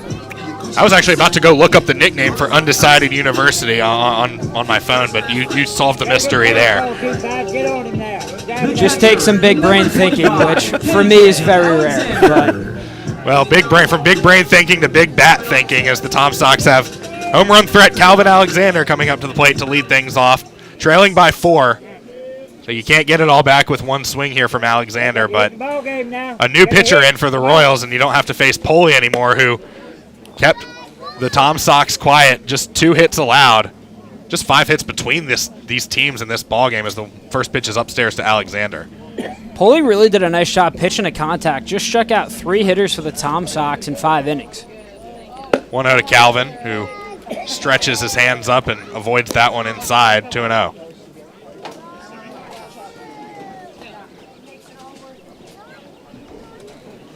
Tom Sox had a come-from-behind win over Purcellville a few nights ago. The 2-0 is in there for a strike, 2-1.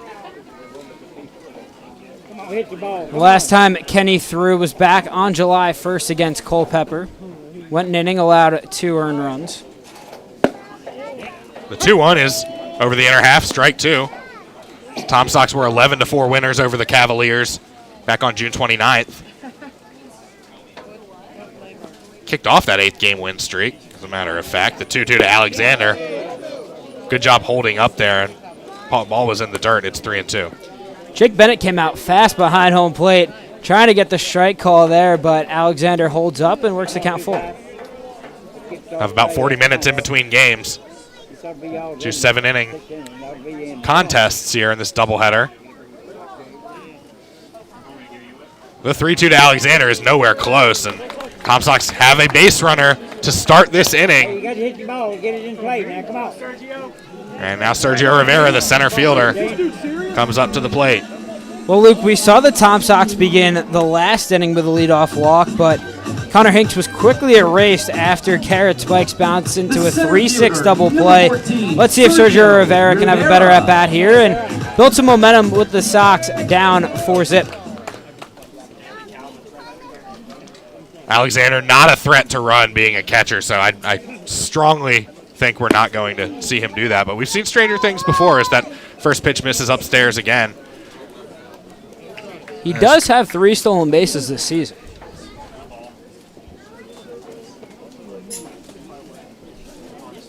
The 1-0. Misses downstairs, 2-0.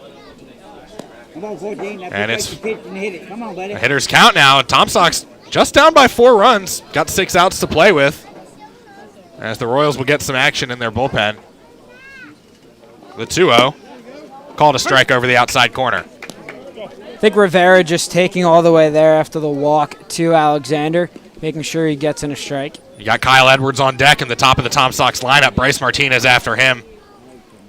So barring a double play, Martinez will bat this inning. He's 2 for 2. As that one is hit well into left center field, but Hay tracking over to his left and making the grab after about 10 steps. And well, that one sounded real good coming off the bat, and that's probably a gapper on some days, but not when Jack Hay lives out in left field.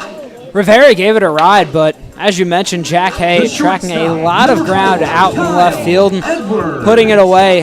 Good piece of contact, and Rivera just turned aside for out number 1. So Hay, a real man at work out there in left field. You'll only get that if you're a certain age. Kyle Edwards, the leadoff man, catches the inner half on the pitch from Kenny, and it's 0-1.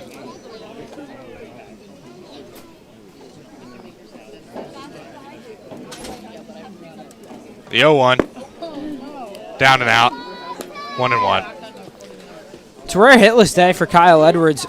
Pair of flyouts, looking to get a hit and keep this rally going for the Sox. He's due, as they say.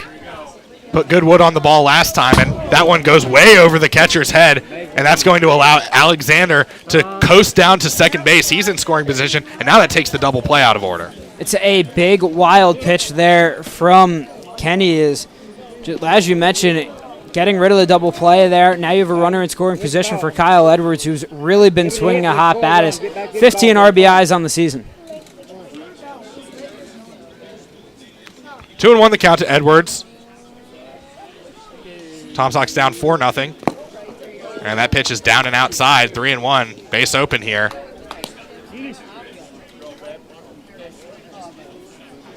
Edwards, a lot of discipline at the dish, and don't expect him to chase here with first base open and Bryce Martinez on deck. But a hitter's count here. Alexander on second, 1 away. Edwards swings at the 3-1 and chops it foul into the dirt. And it's a payoff. Come on, boy, put it in play somewhere. Come on, buddy. Royals scored 1 in the first on Look at that big stick up there. Come on. a sacrifice fly from Hay. Right that plate. So the Royals have Nick Matfield up and throwing in the bullpen. Another right-hander. 3-2 the count. Long look in. Base umpire checks the pitch clock. And Kelly does just get it off in time. Check swing. Yes, he did. Edwards didn't think he went. The ball bounced in the dirt, and Bennett slaps the tag on him. Has a couple words for Edwards. And, boy, and there's a going to be warnings issued to both benches now, as Bennett said something to Edwards as he was walking back to the dugout. Edwards said something back, and Matthew Pierman says no more of that, as we have time called now by the Winchester dugout, and we're going to have a mound visit. So a lot to unpack there between the former Tom Sock catcher and the current Tom Sock shortstop after that strikeout. Tempers flaring there as you saw Bennett and Edwards go back and forth as Jake Bennett definitely charged up for this game. Saw him give a long look back at the Tom Sock dugout back in the first inning after nailing Bryce Martinez, stealing second, as reached on an error, came around to score, and definitely a little bit of a revenge game for Jake Bennett. But going back to Kyle Edwards chasing there, couldn't hold around on a breaking ball there from Kenny, and just like that, 2 outs, but you do still have the runner in scoring position, being Alexander. Yeah, you saw Bennett pointing his glove back toward the first base dugout as if to say to Edwards, go grab some pine, after recording 0 for 3, as we have just been informed that the Pirates will take LSU right-handed pitcher Paul Skeens in the first round with the first overall pick. So I hope he likes pierogies and sandwiches with French fries on them. That'll be a bit of a food culture shock coming from Louisiana, as the first pitch to Martinez is at the knees for a strike. Same old pitch on the outside. 0-1, runner on second after that mound visit from the Winchester dugout. I think it was just to kind of calm things down and keep Kelly focused after that warning issued to both benches. As a curveball comes in, Martinez hits it high and deep right field. It's going to stay in the park, and it's actually going to roll into foul territory as a diving effort from Nick Nardellis comes up empty in the Tom Sox bullpen. Martinez put a charge into that ball, and he's really had some impressive swings. Has 2 hits today, 2 singles coming in the first and fourth inning, and gave that ball a ride down the right field line, but luckily for him, that ball goes foul. Martinez 2 for 2 today, 2 singles. Tom Sox have been unable to push anything across to this point. Bottom 6, 7-inning ball game. We've got another one for you 40 minutes later, as the 0-2 to Martinez misses just outside, and Bennett trying to get that one with the frame. Jake Bennett doing a nice job framing, but that pitch just too far outside originally for him to get the call. Calvin Alexander, the runner on second base. Kelly kicks, fires, swing and a miss, strike 3 on a curveball. And the Royals swagger off the field here with a 4-0 lead as we go to the last inning of this game number 1. 4-0 Winchester in front of Charlottesville. This is Tom Sox TV.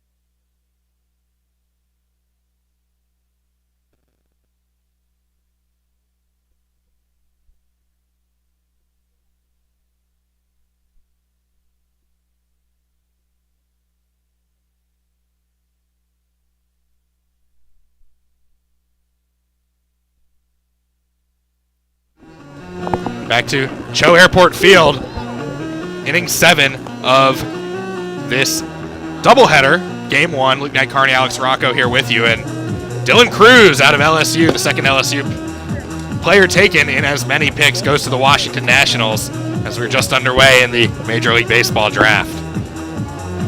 4-0 our score.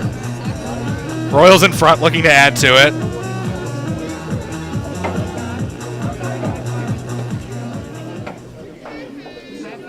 And they will lead things off with Hayden Madigan. 3, 4, and 5 due up here. figures to be Winchester's last chance to pad this lead. As Madigan fooled completely by that first pitch, a slider way outside and swing and a miss. Now that you mentioned, he's already hit the hat trick today. Hey, that's exactly right. Madigan has only played 4 games coming into today, but only struck out once. Was more of a guy that was going to take some pitches, but fall victim to the strikeout here today. Madigan hits the 1-0 on a one hop to third base. Ford, another tough throw, and pulls the first baseman Hinks off the bag, but in time for Hinks to slap the tag down on Madigan. So Madigan 0 for 4, but at least he didn't strike out that time. Nice job by Connor Hinks over there at first base, slapping the tag on him. And a couple of throws from Ford that he wants back, just airmailing a couple balls, sailing it up the line, but a nice athletic play from Hinks to get out number 1. Ford bothered by a thumb injury most of this season. Chandler Ballinger, first baseman. Cleanup man. Righty on lefty matchup with Goins, and Goins pours in a strike over the outside corner, 0-1.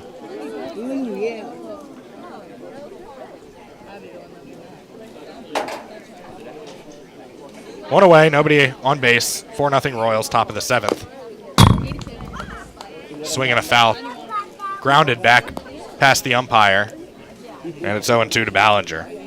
Ballinger 0 for 2 on the day, struck out and flew out to center. Worked a walk in his last at-bat in the 5th.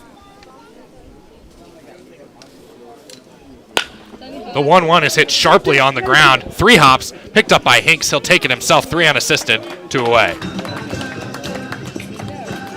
Connor Hinks doing a nice job over there at first base this inning. First with an athletic tag to get Madigan, and they're making a nice stop on the hard ground ball from Ballinger. Talked about it earlier, but just the versatility of Connor Hinks. Can play first base, can play third base, can play second. Even saw him taking a couple of ground balls over there at shortstop. So for Lyndon Coleman to have a player that you can plug anywhere across the diamond definitely helps out a ton. First pitch to Nick Nardellis, the right fielder, is a ball inside. Actually got by the catcher, Alexander, but no advancement from the lack of base runners here with 2 away. 1-0 the count now. Goins from the stretch has settled in pretty nicely here since coming in that disastrous 4th inning. He misses upstairs again, though, 2-0. He's really done a nice job. He's only allowed 1 hit, has walked 2, but he's given the Tom Sox a lot of stability out of the bullpen. And after Darian Smith was cruising in this game, that 4th inning got away from him, but Goins has come in and really shut things down. The 2-0 upstairs, 3-0.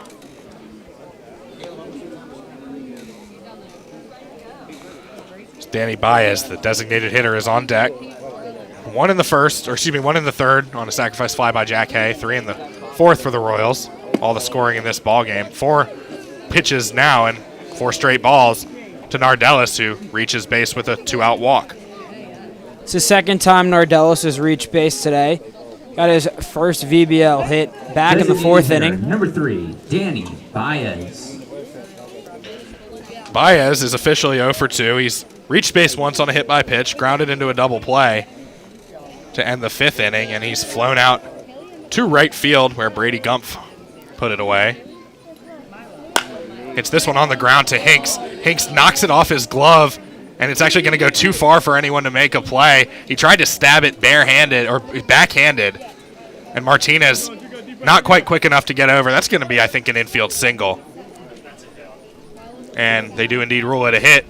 Number 4 of the game for the Royals. And 1st and 2nd now with 2 away. The ball was rocketed off the bat of Baez. Hinks going with the backhand, trying to come up in spirit, but just bounces off the heel of his glove, and Martinez couldn't pick up the ricochet. And just like that, 2 base runners for Winchester with 2 outs in the inning.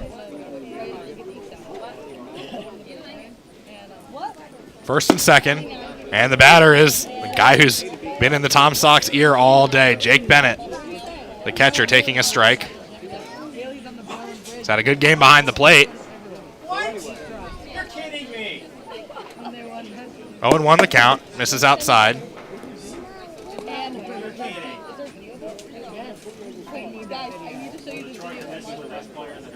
And I think Wyatt Langford just got passed over in the draft. A familiar name to Tom Sox fans.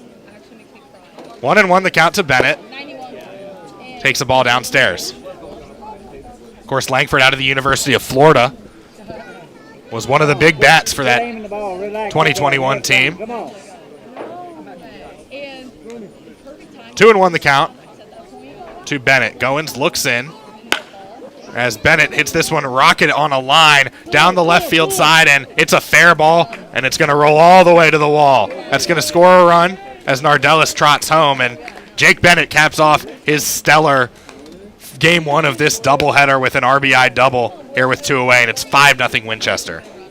Jake Bennett crushed that ball down the left field line, and he's put together a nice game and a nice season so far with Winchester after struggling with the Tom Sox, and just like that, he makes it a 5-0 game, and all things are going right for the Royals, but especially Jake Bennett. Had this one circled on the calendar, as they say. Matt Del Sol. As Matt Del Sol, the third baseman, comes up. Not to be confused with De La Soul, one of the greatest hip-hop groups ever. Takes the ball down and out, 1-0.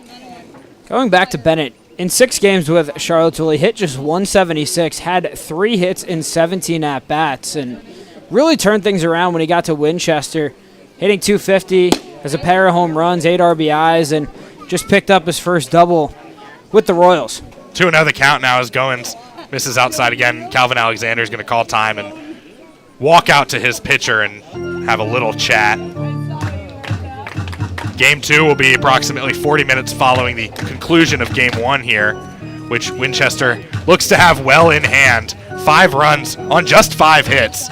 1 Tom Sox error and a whole bunch of bases on balls have been the story of this first game.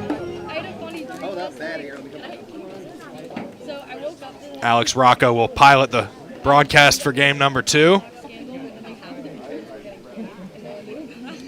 2-0 the count now. Goins misses down and out, and it's 3-0. It's really been an interesting inning for Jeremy Goins as he got the first 2 hitters in Madigan and Ballinger out rather quickly, but just lost control and lost focus, giving up a walk to Nardellis, a hit to Baez, and a double to Bennett, and just like that, Winchester is 2 runners in scoring position and a run already across the board.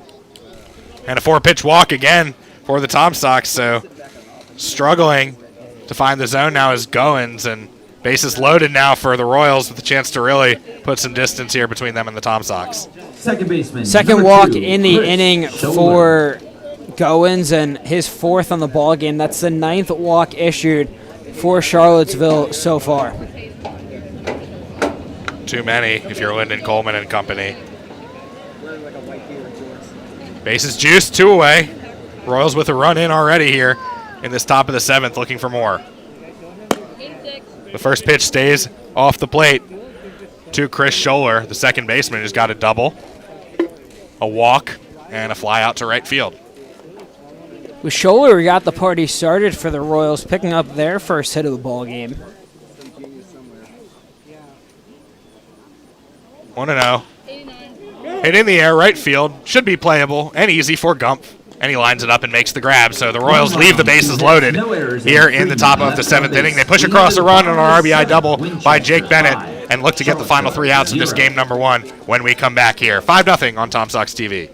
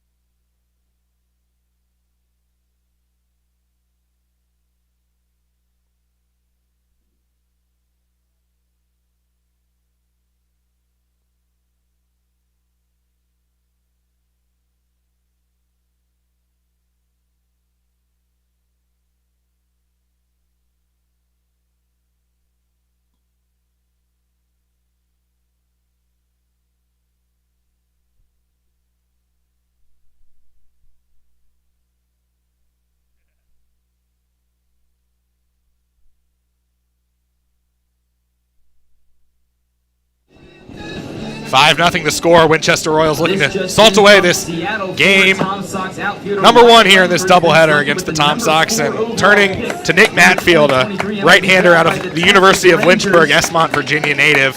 Third pitcher of the game for the Winchester Royals, who have dominated this one start to finish. That's exactly right. Matfield so far on the season, just his second appearance here today, worked an inning, gave up 3 hits, 1 earned run, did record a strikeout, and he's pitching to the tune of a 9 ERA.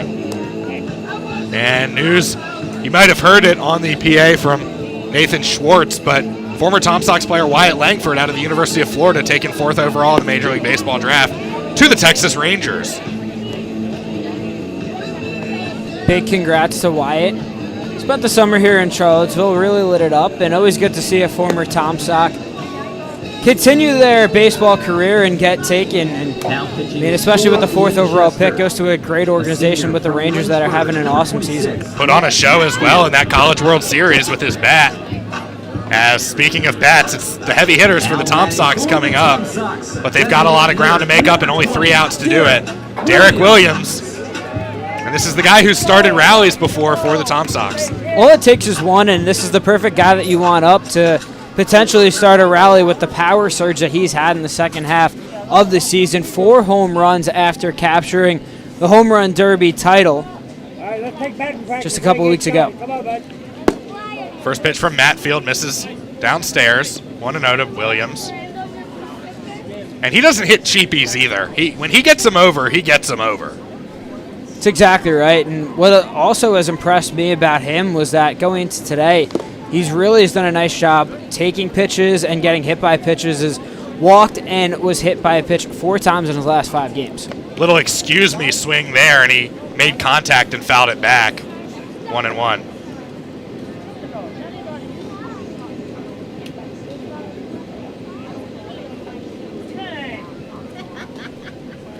1-1 the count to Williams. Base is empty. Bottom 7. And Williams unable to hold up there, I think. Yes, he did. He did go, I should say, 1-2. Another thing about Williams that is very impressive is just the confidence that he has. He knows that he's good, and he knows that he's going to show it and put on a show. And right before the Home Run Derby, he came up to me and said that he was going to win the whole thing, and he went out and did it. The 1-2 is down and away. Count is even. Get your hit, baby.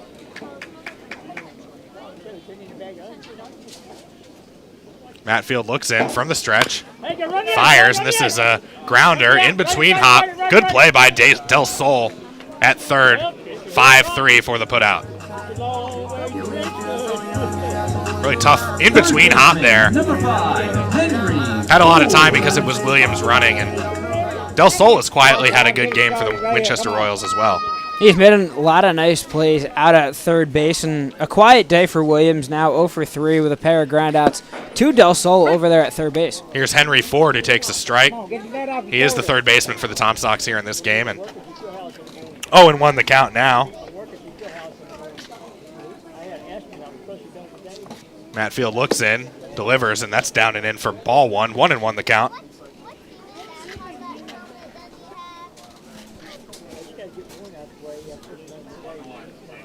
One and one. With 1 away, base is empty. Ford swings at that one and hits it high, foul territory.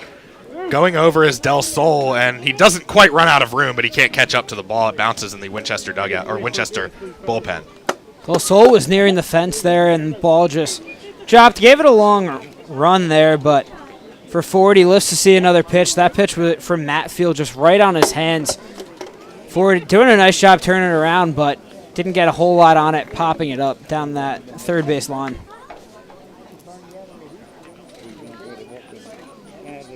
One and two, base is empty, 1 out.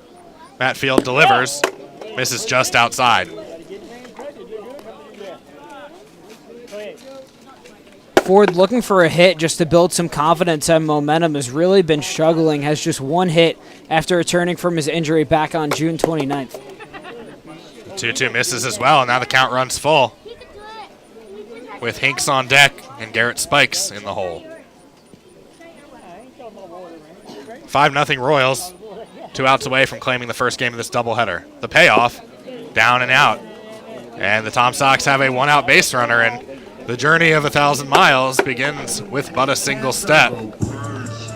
As one of the better bats comes up to the plate now in Connor Hinks.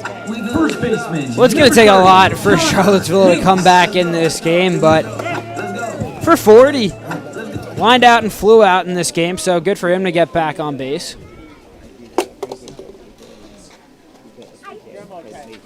One away, one man on. Swing and a miss on an off-speed pitch from Hinks, 0-1. Hinks reached in his last bat, drew a walk to begin the 5th inning, but was quickly returned right back to the dugout as Garrett Spikes bounced into a 3-6 double play.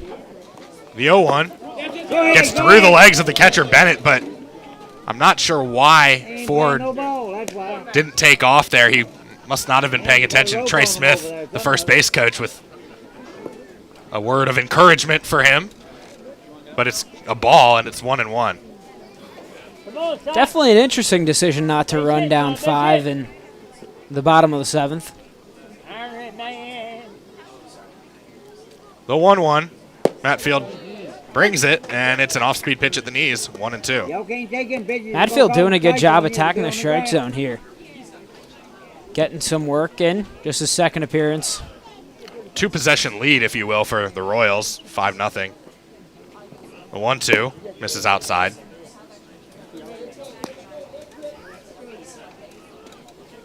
The Royals will start Parker Farrington in game number 2. We have that on our lineup card. In the next game pitcher spot. Hinks hits that one on the ground to first. It's dived for and speared by the first baseman, Chandler Ballinger. He taps his glove onto the bag for the out. Going down to second and beating the throw, sliding in safely, is Henry Ford. So the Tom Sox have a 2-out runner in scoring position for Garrett Spikes, but a nice defensive play there by Ballinger. That was an excellent play there by Ballinger, just going with the backhand, making the excellent snag and tapping the bag for the out. Would have been an incredible play if he doubled up forward, going to second. First pitch swinging for Spikes. It's in the air. Playable for Jack Hay, and appropriately, one of the top players of the game for Winchester squeezes it. And this first game belongs to the Royals, 5-0, as the first leg of this doubleheader, a disaster for the Tom Sox, and the 8-game win streak comes to a screeching halt here at CHO Airport Field. Well, it's hard for the Tom Sox to come away with a victory, or any team rather, when you only get 2 guys in scoring position for the entire game, and those happened in the 6th and 7th innings as Calvin Alexander and Henry Ford doing so, both reaching on walks. But it's a matter of time for this winning streak to come to a close. And while it was filled with a lot of comeback moments, the Tom Sox didn't have a rally in their bones today. But Game 2 just starting 40 minutes later, so let's see if Charlottesville can bounce back here in Game 2 and put together some better at-bats. So our final line score for this game, Winchester 5 runs, 5 hits, 0 errors. Tom Sox 0 runs, 2 hits, and 1 error. Royals take it 5-0, and the Tom Sox fall to 17-8. We will go dark here for about 35 to 40 minutes. We'll be back with you at approximately 8:15 for